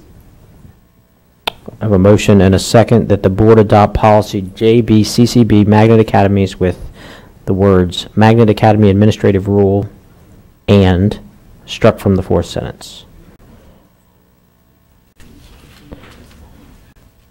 So the motion is basically to adopt the policy with a slight modification, removing the 5 words, Magnet Academy Administrative Rule and. I'll give a short explanation as to why. The language in the Magnet Academy's Administrative Rule was duplicated almost word for word within the handbook.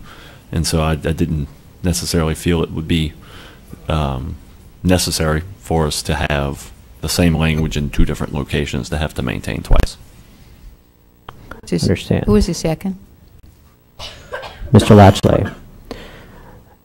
So, ladies and gentlemen, the motion on the floor that you can comment on is the adoption of the board policy labeled JBCCB Magnet Academies, with the modification mentioned that they remove the 5 words Magnet Academy Administration Rule and.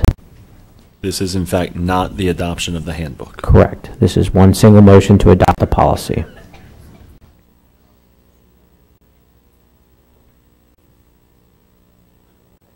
Any board member comment? Call for the vote.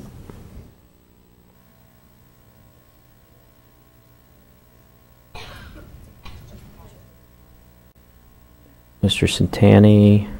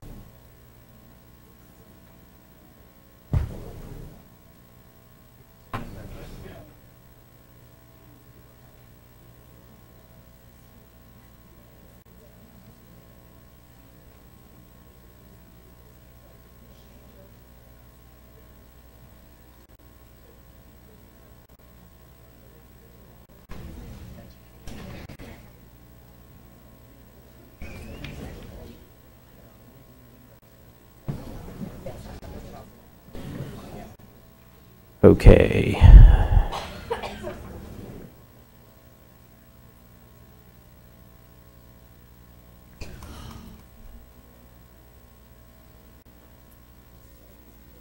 Eight for, none against.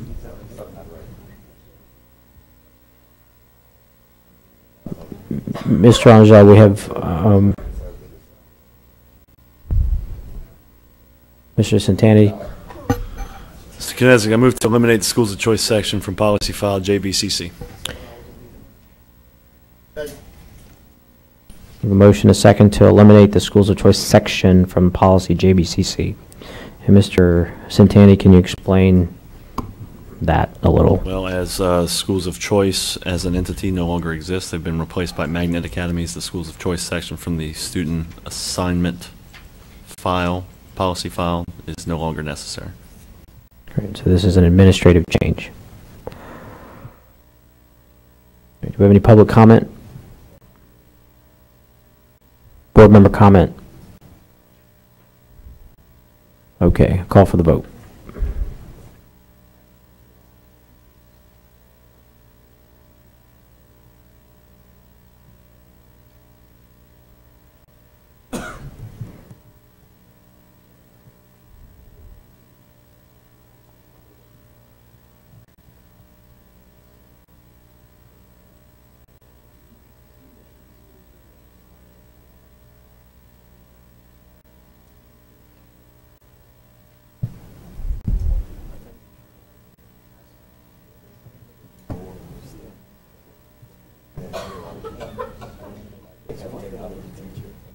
8-4, none against.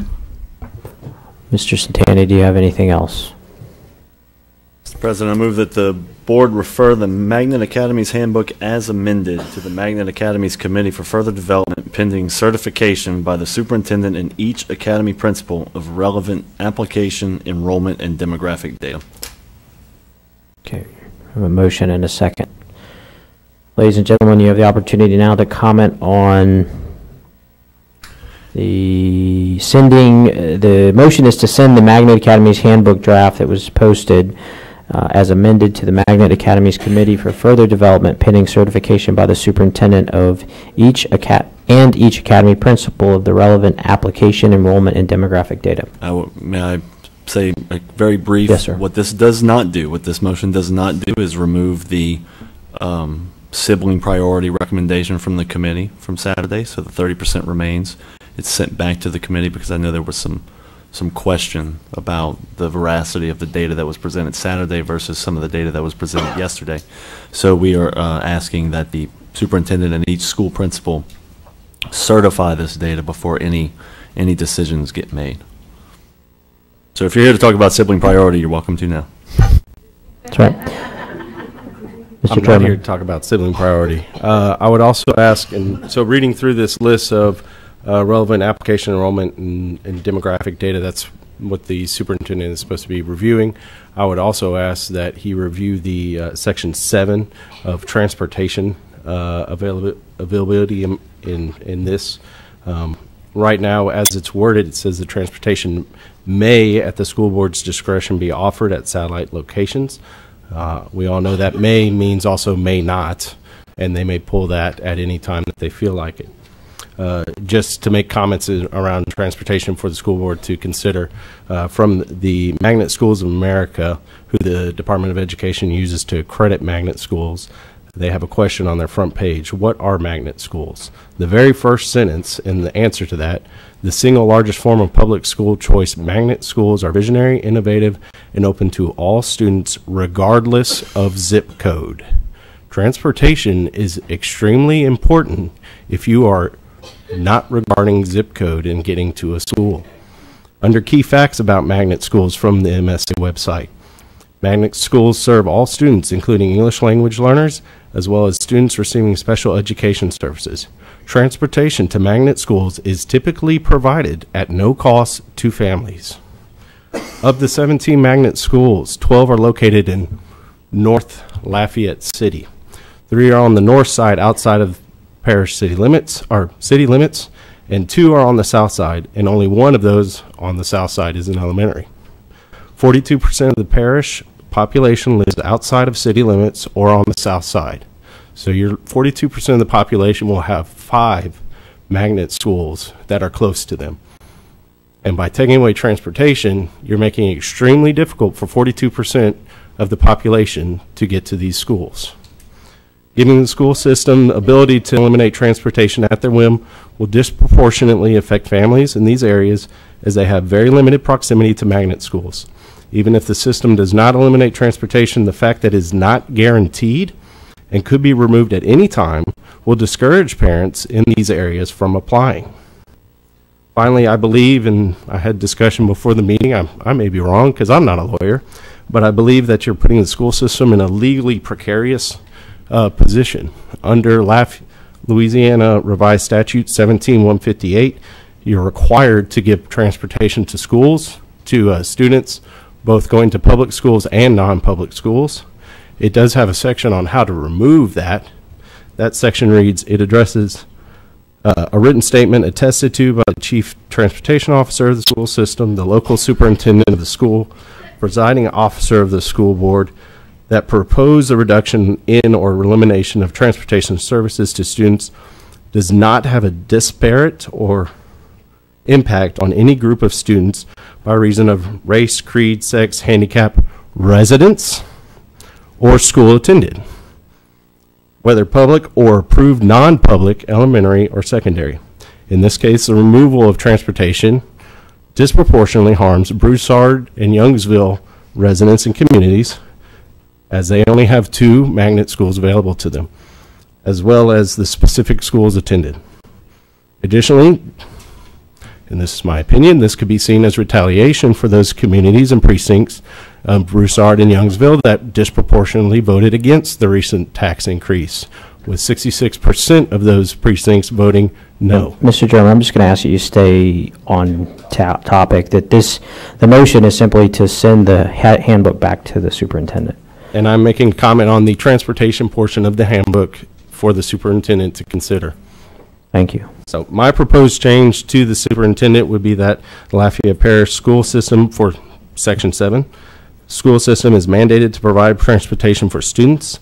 The transportation department may offer at their discretion economical alternatives, including but not limited to dedicated school bus routes, shared school bus routes, satellite pickup locations, or age-appropriate public transportation vouchers.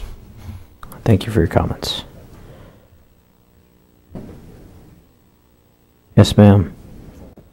Good evening. My name is Peggy Feehan, and I'm the education specialist for CODOFIL, the Council for the Development of French in Louisiana. I have two questions. One about in the handbook on page 4, it says that phase 1, there's some dates of November 1st for applications to open. I'm guessing that all the recommendations that Dr. Aguilar asked to look into is going to be for the school year 1920, because it'd be too late for this coming school year, right? Not necessarily. So we would have recommendations before November 1st. Okay, well. And you can feel free to email actually any of us or the superintendent with any specific questions or comments you have on the handbook. I have a comment about the sibling. We at CODOFIL wish that there would be no limit of the age of the siblings to be accepted in French immersion and Spanish immersion and Chinese. The handbook says that the sibling has to be enrolled in the academy. We have a lot of accidents that happens with the higher, older kids being in high school, and their little brother, sister. We would like those little brothers and sisters to be afforded the possibility of being in a language immersion program. And we would like to include to the sibling the alumni and or parent that speak French in the house. Or, I'm sorry, I work for the Council for Development of French, but for the other languages also. If the parent is an alumni of the immersion or is a speaker, we would like their students, their kids, to be allotted the same priority. Thank you. Thank you. Yes, ma'am. Hi, Alyssa Davis, and I wanted to speak on the stated sibling priority that is presently in the handbook. I would like to propose that there be an uncapped and unrestricted sibling priority for language immersion programs, specifically because I believe the success of students and families in the programs hinges on the ability for siblings to support one another throughout the program in the school setting and outside, especially for families who do not have parents who speak the language. I believe that there, at least for French, I know there are several programs, so I don't believe having an uncapped and unrestricted sibling priority for that language. I'm uncertain about Spanish and Chinese, but I would just recommend that there be no sibling priority restrictions or caps for language immersion programs because of the uniqueness of that dynamic that I believe is somewhat distinguishable from other school of choice programs with lower grade entering students. Thank you. Thank you. Yes, ma'am. In regard to the sibling priority in language immersion, I'd like to add that French immersion started in 1992, so we are in our 26th year. And I know Judge Hyde talked about one point where sibling priority would become an issue. I don't see it in our programs as we have now, and 26 years is a long time, so I do not think that is ever going to become an issue over 30%, this recommendation that you have. I have other questions about the handbook. I know you're sending it back to the superintendent. I'd like to request that parents and other members of the community stakeholder be involved in the reviewing of the handbook. There are specific things. For example, in academy specific, there's no section for immersion middle school and high school that becomes an animal on its own. And there are some questions on enrollment. So I would like to see if some members of the community could be involved in the review. Thank you.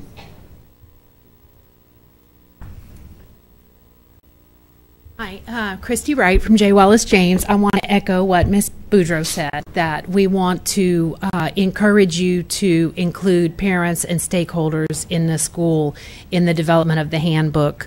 I think there seems to be, at least I've gotten a lot of questions about who is on the community. There's a lot of who is on the committee.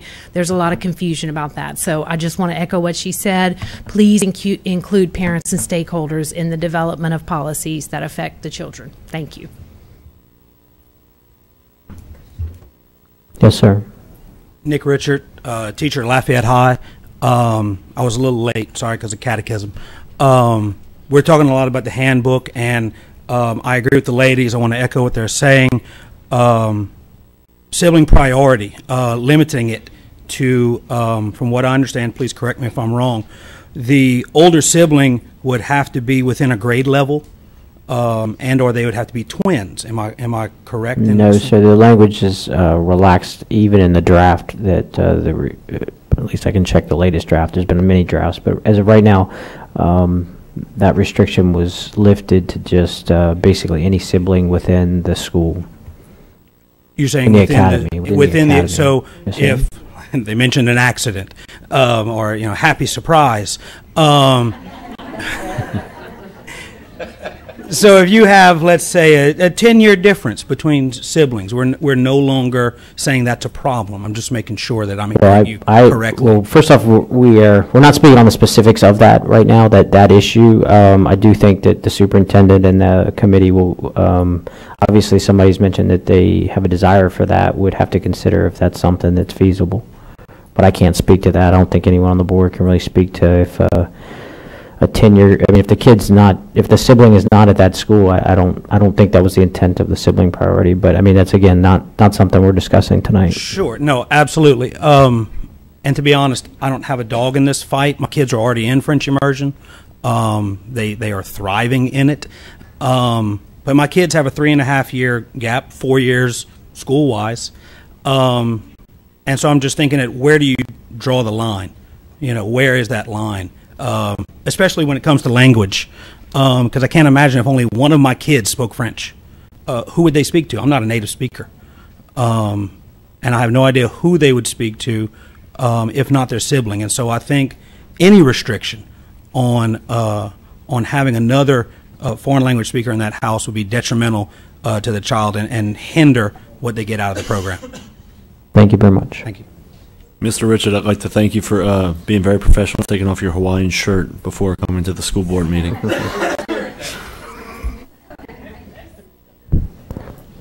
Yes, ma'am. Melanie Brevis. I have a second grader at Myrtle Place Elementary. I would just like to echo what Madame Boudreau said regarding looking at the data long term. I know Judge Hike mentioned that siblings, should not be overtaking a school. However, I think the third round of data that has been posted shows that that is not the case right now. And I think you also need to look at even longer term trends going back 20 and 30 years just to see how that sibling priority comes and goes, because there are times where there's more families in the system. Those family lines will come to an end, and then there will be new kids coming into the system. So I would just like to make that point. I'm in favor of sibling priority. I have a daughter who will be entering kindergarten next year, and it's going to be a very stressful situation if we cannot get her into the same school where her brother is thriving. So thank you. Thank you. Yes, ma'am. Mary Beth Heisinger. I have a kindergartner at Myrtle Place Elementary. I also have a younger child who is about to be 3, who I'm also concerned and would love to have him at Myrtle Place. I'm not going to talk about sibling priority. I think it's been well spoken for, and I'm a champion of it as well. But what I do want to do is draw your attention to the language that's included in the entry criteria. under the general entry criteria because, as it states, there are programs with multiple sites. Those students must apply to a school site they are zoned for if the program is offered there or the site closest to their home. And this could be problematic. I would not be zoned for Myrtle Place. I drive my son there every day. I pick him up every day. If he is not grandfathered into this particular handbook, what will we do with those children who are going to be completely removed from the cohort of their classmates, and then they're going to be forced into a new school and into already overcrowded plantation, or I'm sorry, not plantation, into prairie? That's where I would be zoned. So I urge you to think about the problems that we have with overcrowding as it relates to that, and in the best interests of the children as well. And I have one other point with respect to that. With the entry criteria, I just want some clarification. The criteria that are listed for each of these elementary, middle school, and high school applicants, will all of these things be required of them prior to entry in the lottery? It's unclear at this point, and I'm just curious. So I'd appreciate you looking at that. Thanks. Thank you. Yes, sir. Hello again. Sibling rivalry, excuse me. You can tell what I'm dealing with when I get home. Sibling priority hinges very heavily on the concept of fairness. Jeremy, correct me if I'm wrong, but I think Saturday you said it speaks to fairness. And Dr. Chasson spoke earlier about Alice Boucher, it being fair that Alice Boucher being considered for STEM. Fairness is a wonderfully subjective concept. It almost has a very strong emotional value to it. The problem with emotion and subjectivity is it can't be measured, ergo it can't be controlled. So if we remove the label of sibling from the category of priority, it's still a student filling the system. It's still a student in the system. I see both sides of it. I really and truly do. However, in the same vein as the young woman who spoke before me, if our youngest daughter hadn't gotten in, she's zoned for J.W. Falk. I live down the street from you. That's where she's zoned for. So what would be our option at that point, getting two kids at two locations? And again, that's a selfish point of view. Again, it's about fairness. It's very subjective. However, right now, I don't think the system is broken. I think it's working just fine. But I think if we look at the advantage of increasing STEM academies, increasing health academies, increasing business academies, and we start that fundamental process of, I don't want to use the word gentrifying, but bringing all these schools up to a standard of par, then the concept of sibling priority is irrelevant. It's moot at that point. So I applaud the board for looking at the avenues to increase the educational value of all of the schools in our system. And I think we're going to continue to do that as a board. The last thing I'd like to say is I would really like to see parental representation from each district and from each school. I volunteer as a parent of J. Wallace James. Happily volunteer. You can write it down. My name is Tim Charlo. I live with Dr. Chasson. You know his address. I think it would help, especially in the revision of the handbook, and it would help in the things that we give you guys to vote on a basis. And I really appreciate all of you listening to our comments this evening. Thank you. Thank you. If you are thinking about coming up to speak, please come up to speak, because I'm going to close public comment, and I'm going to open it to board comment, and I'm not going to reopen it for public comment. So I'm asking you, if you have an inkling that you want to speak and say something on this subject, I'm asking you to come up now. Thank you. Yes, ma'am.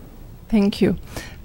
Catherine from Myrtle Place. I would like to echo what Ms. Boudreau and Mr. Tim mentioned. And I would like to thank all of you for compromising and moving to allowing 30% of the seats for siblings. That's a great compromise. But I would like to highlight just one thing. It's important to include parents from every district whenever we have a task force or whenever we make decisions about siblings priority. Just remember one thing, whenever a parent applies, this is a very stressful and very difficult process. So asking a parent for a sibling to go through the same process they went through for the first child, when we talk about fairness and being right, this is something that we have to keep in mind also. And that's what I want to say. Thank you. Thank you very much. I wasn't going to come up, but then I Yes, thought, ma'am. okay, you're saying this is the last I time. just want to say it again. I want to say it again. If anybody has a comment or wants to please speak, please step That up. drove me to come up here. I have, and again, I know that sometimes you say we're not supposed to question, so I'll do sometimes like what they do at the legislature. Did you know on this chart, J. Wallace James enrollment, just for clarity, the last cell in the table says percentage of sibling priorities. I'm not sure if Mr. President, is this has to do with the handbook or? Yes, ma'am. Can you comment just specifically on the handbook, because we're not talking about the data? Okay, Yeah. I'm sorry. No, Thank you. No, I'm fine. Sorry. Thank you. Okay, thank you. If anybody else would like to comment on the motion, which is to send the Magnet Academy's handbook back to the committee and the superintendent. All right, I am closing public comment. So I'm now opening it up to the board. I'm going to start with Mr. Latchley. I just want to let all of you know I'm for leaving sibling priority as is.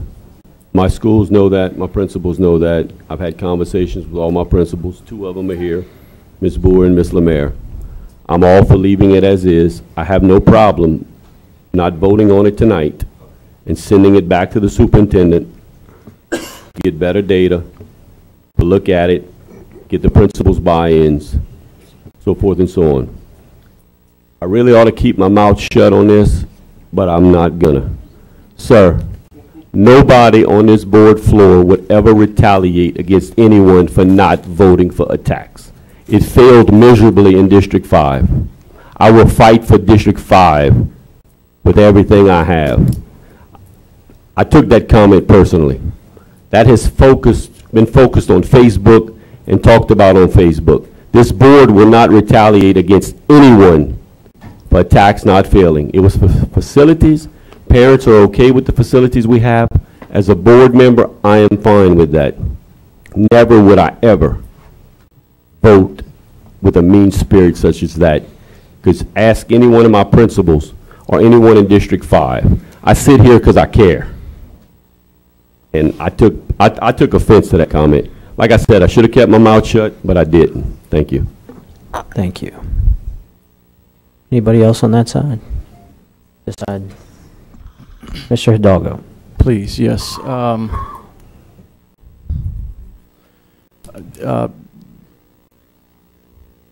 Fairness is certainly subjective. The definition certainly is. But the lottery is not supposed to be. The lottery is supposed to be objective, and because of sibling priority, it's not. I'm not against sibling priority at all whatsoever. I see the value. I believe the value. I also see the other side of the coin. I also see that we have 6,000 students in schools of choice, which are soon to be magnet academies, across the parish. And I see that there are many, many students, hundreds and hundreds, maybe thousands over the years, who haven't gotten in because someone's sibling got in. Maybe 90% of the time the sibling wanted to be in. Maybe 10% of the time they just wanted their kid to go to the same school. Either way, it is not an objective process. And subjectivity should not be in the process. That's the reason the lottery was created. Dr. Aguilar, do we have a sibling priority at middle and high school levels?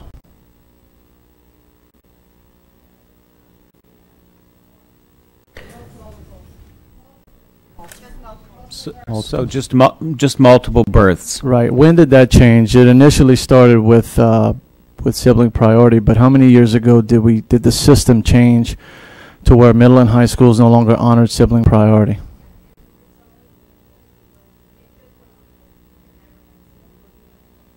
Jeremy, that's historical. I mean, that goes beyond my tenure here. Okay. So I really don't know the answer to that question. Okay, good answer, actually. My point is that there was a time where there was sibling priority. and it no longer exists. So here's what I'm asking. I'm asking that it's real easy to gather up several hundred parents who believe in sibling priority, and you do that through an email from the school, real easy. What's not easy to do is identify the hundreds and hundreds of parents who were just as devastated as some of these parents would be if sibling priority was not taken away, but if it hindered the percentage of the process. So I'm asking you to also include folks who have that different point of view, who believe that their child and now children may not be able to attend the program at all because of sibling priority. I realize that that only happens at less than a handful of schools. I get it. But it's happening. I know it's happening. I mean, I talked to you earlier in the year about a parent who wanted to take their kid out of private school and put him at James, and they couldn't get in. Maybe it was because of sibling priority. Maybe it would be objective if everyone was in the lottery system, and I'm not even asking for that. I'd be willing to go 50-50 or even higher to start. The point is that as much as it is daunting to a parent that has multiple children, it's the same way for those that don't. And we can sigh and breathe hard all night long, or we can look at the real issue here that has been brought up to me year after year. So I'm asking you to include that opposite approach on your committee and not stack it with a one-sided viewpoint, so that we can get accurate information. Because I can tell you, looking at the numbers that were originally presented, posted to this to the agenda item, if the numbers, which I was supposed to get a call back today, but if the numbers on Saturday were inaccurate, so are these, and I can certainly explain it. We're not here to do that tonight, but none of these numbers have been accurate so far, so I'm asking for it just to be a fair process. And fair is not giving preference to anyone or anything. That is not fair. Yes, sir. All right. Thank you, Mr. Hidalgo. Do we have any other board members who would like to comment on this motion? Dr. Chasson. Mr. Tim, I'll make you laugh. I have a sibling rivalry at home. I'm being honest with you. I've got a 15-year-old and a 7-year-old, and my 7-year-old thinks he's a professional wrestler. But to that note, I've always gotten kids from 2 locations because my kids never got sibling priority. I can't stress that enough. I got an email from a lady who said, would you stop putting your personal vendettas, would you put your personal vendetta to the side? And I'm thinking to myself, well, ma'am, I've only got one foray into this situation, and that happens to be that we never got sibling priority.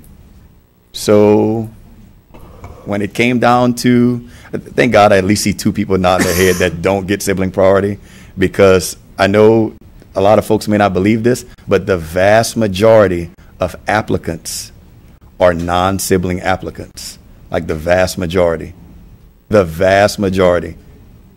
The sibling priority or sibling applicants, you're actually the minority, and I'm trying to do what's right for everybody. I know I'm the last person in line to vote, but I'm supposed to do what's best for my community, the majority, District 4, as well as the parish as a whole. And the parish as a whole is the vast majority of non-sibling applicants. That's the majority. So if we're supposed to vote our conscience on this and do what's best for everyone, then that would be getting rid of sibling priority, so everyone could at least have a fair chance of getting into the program. So my beautiful princess of a daughter, love her to death, she couldn't get in because some slots were already taken up in Spanish immersion whenever we first started. So I saw that as the leading language coming soon or already here. So I wanted Spanish immersion, even though I've taken French all my life. Love French. So subsequently, when it was time to enroll the professional wrestler, his sister happened to be moving to middle school. Guess what? No priority. You're in the regular lottery. Some slots are already taken up ahead of time. So therefore, didn't get in. Not necessarily because of sibling priority, but I know that 19 out of some odd slots were taken up before we got a full run at it, just a fair shot. So at that point, We had to enroll. He was going to go into French immersion like his sister was, because I at least wanted two of them. Who said it in here? I wanted two of them speaking the same language in the same household. You know, I can talk to Sissy, but I can't talk to little brother. I can't. I try my hardest. So, same household, not the same school, not the same language. I want everyone to know that I didn't ask for this item to be put up. This is not my item. It's not my agenda item. I didn't request it because I know everybody sees me not necessarily fighting against it, but I have serious issues with it. This is not my item. But if you're going to put it out there for discussion, I have to be honest and truthful. And in being honest and truthful, it's just not fair to everybody.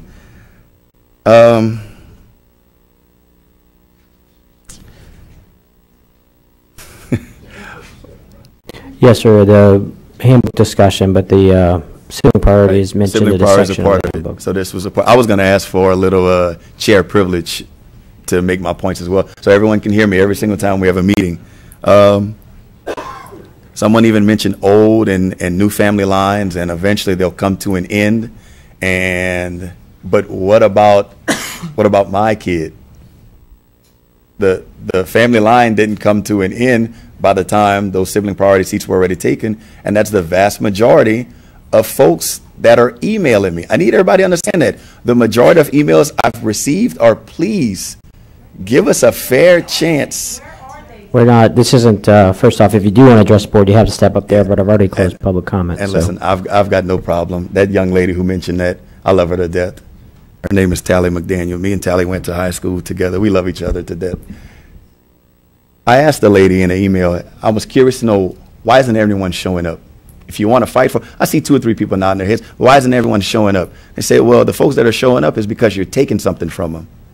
We've never had it, so I don't expect anything to change. I said, okay, I can understand it, but ma'am, the way you fight for this, she said, that's why I'm emailing you. I said, okay, fair point.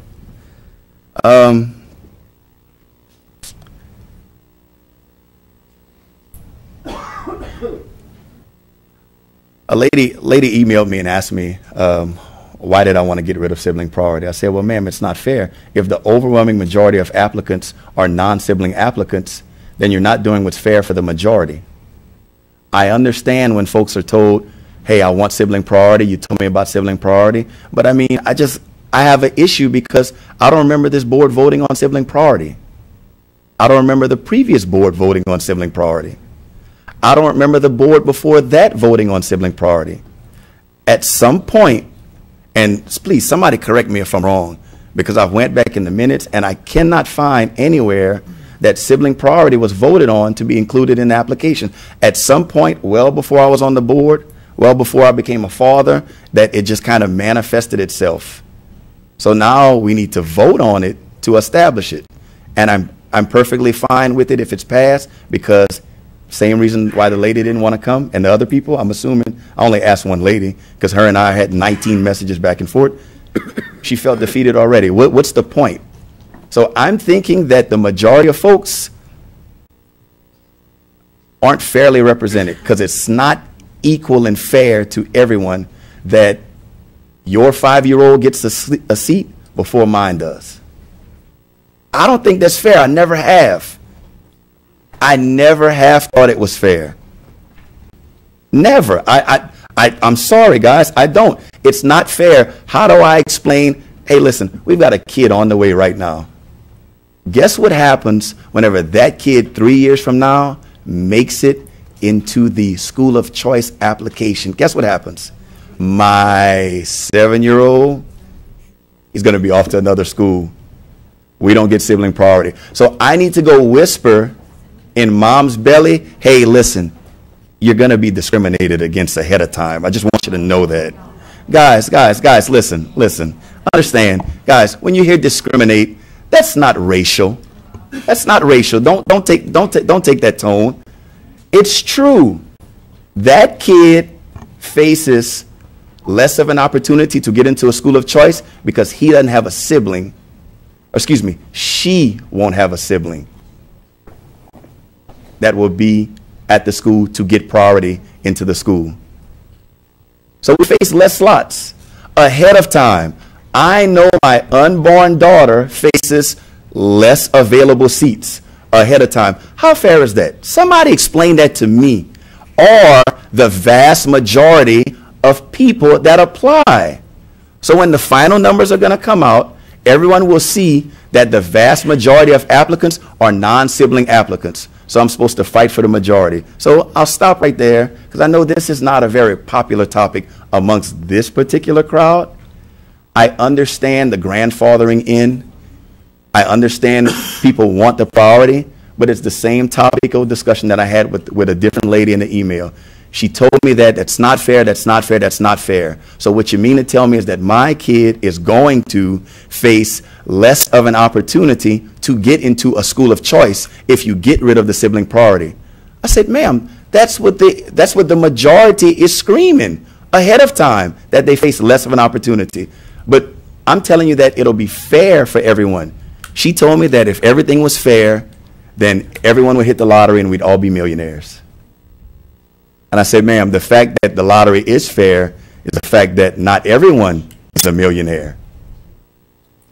So with that being said, have we ever voted on sibling priority? Because I looked for it, I couldn't find it.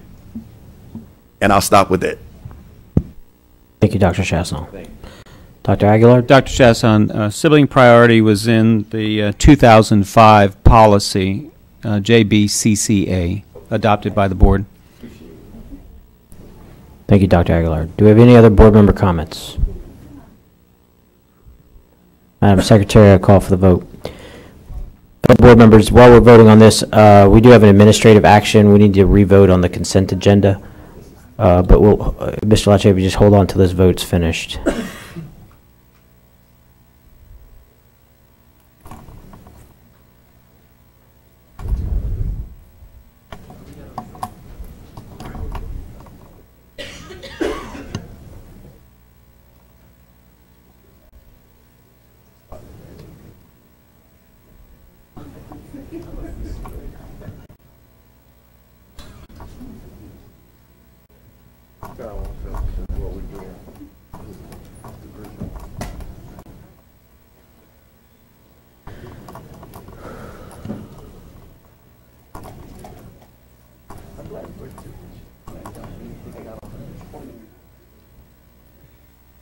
8 for, none against. All right, Mr. Latchley, you have a motion? I'd like to make a motion that we reconsider the consent agenda. All right, we have a motion on the floor. Do we have a second? Second by Mr. Angel. Do you have any comment on reconsidering the consent agenda? Well, hopefully we'll get a majority, because I need you to vote.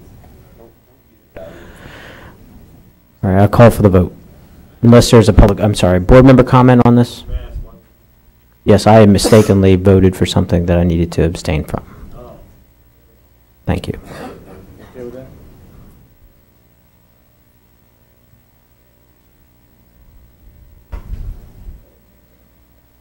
All right, call for the vote.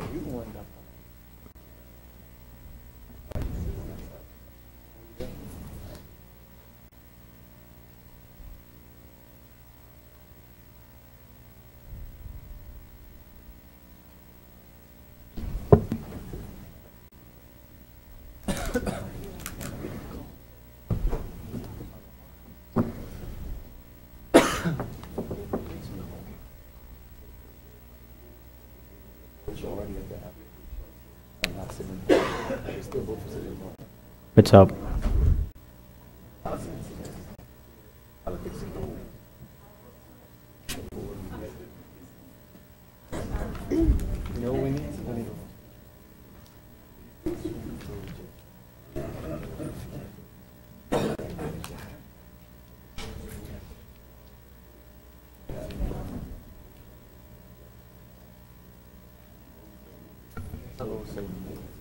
Eight for, none against. If I could, I'd like to make the motion to approve the consent agenda. Have a motion? Second. With a second from Mr. Santani to approve the consent agenda.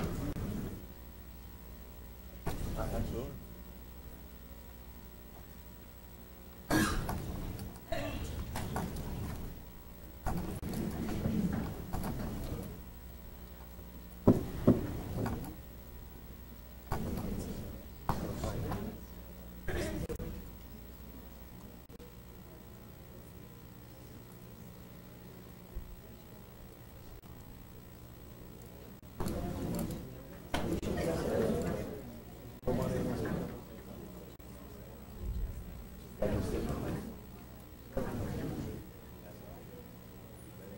right, vote is up.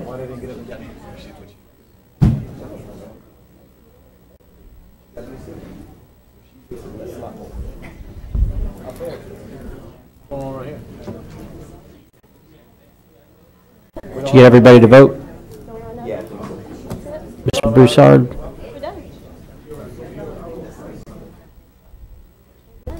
We don't have to vote on Elena's on? Oh, he abstained.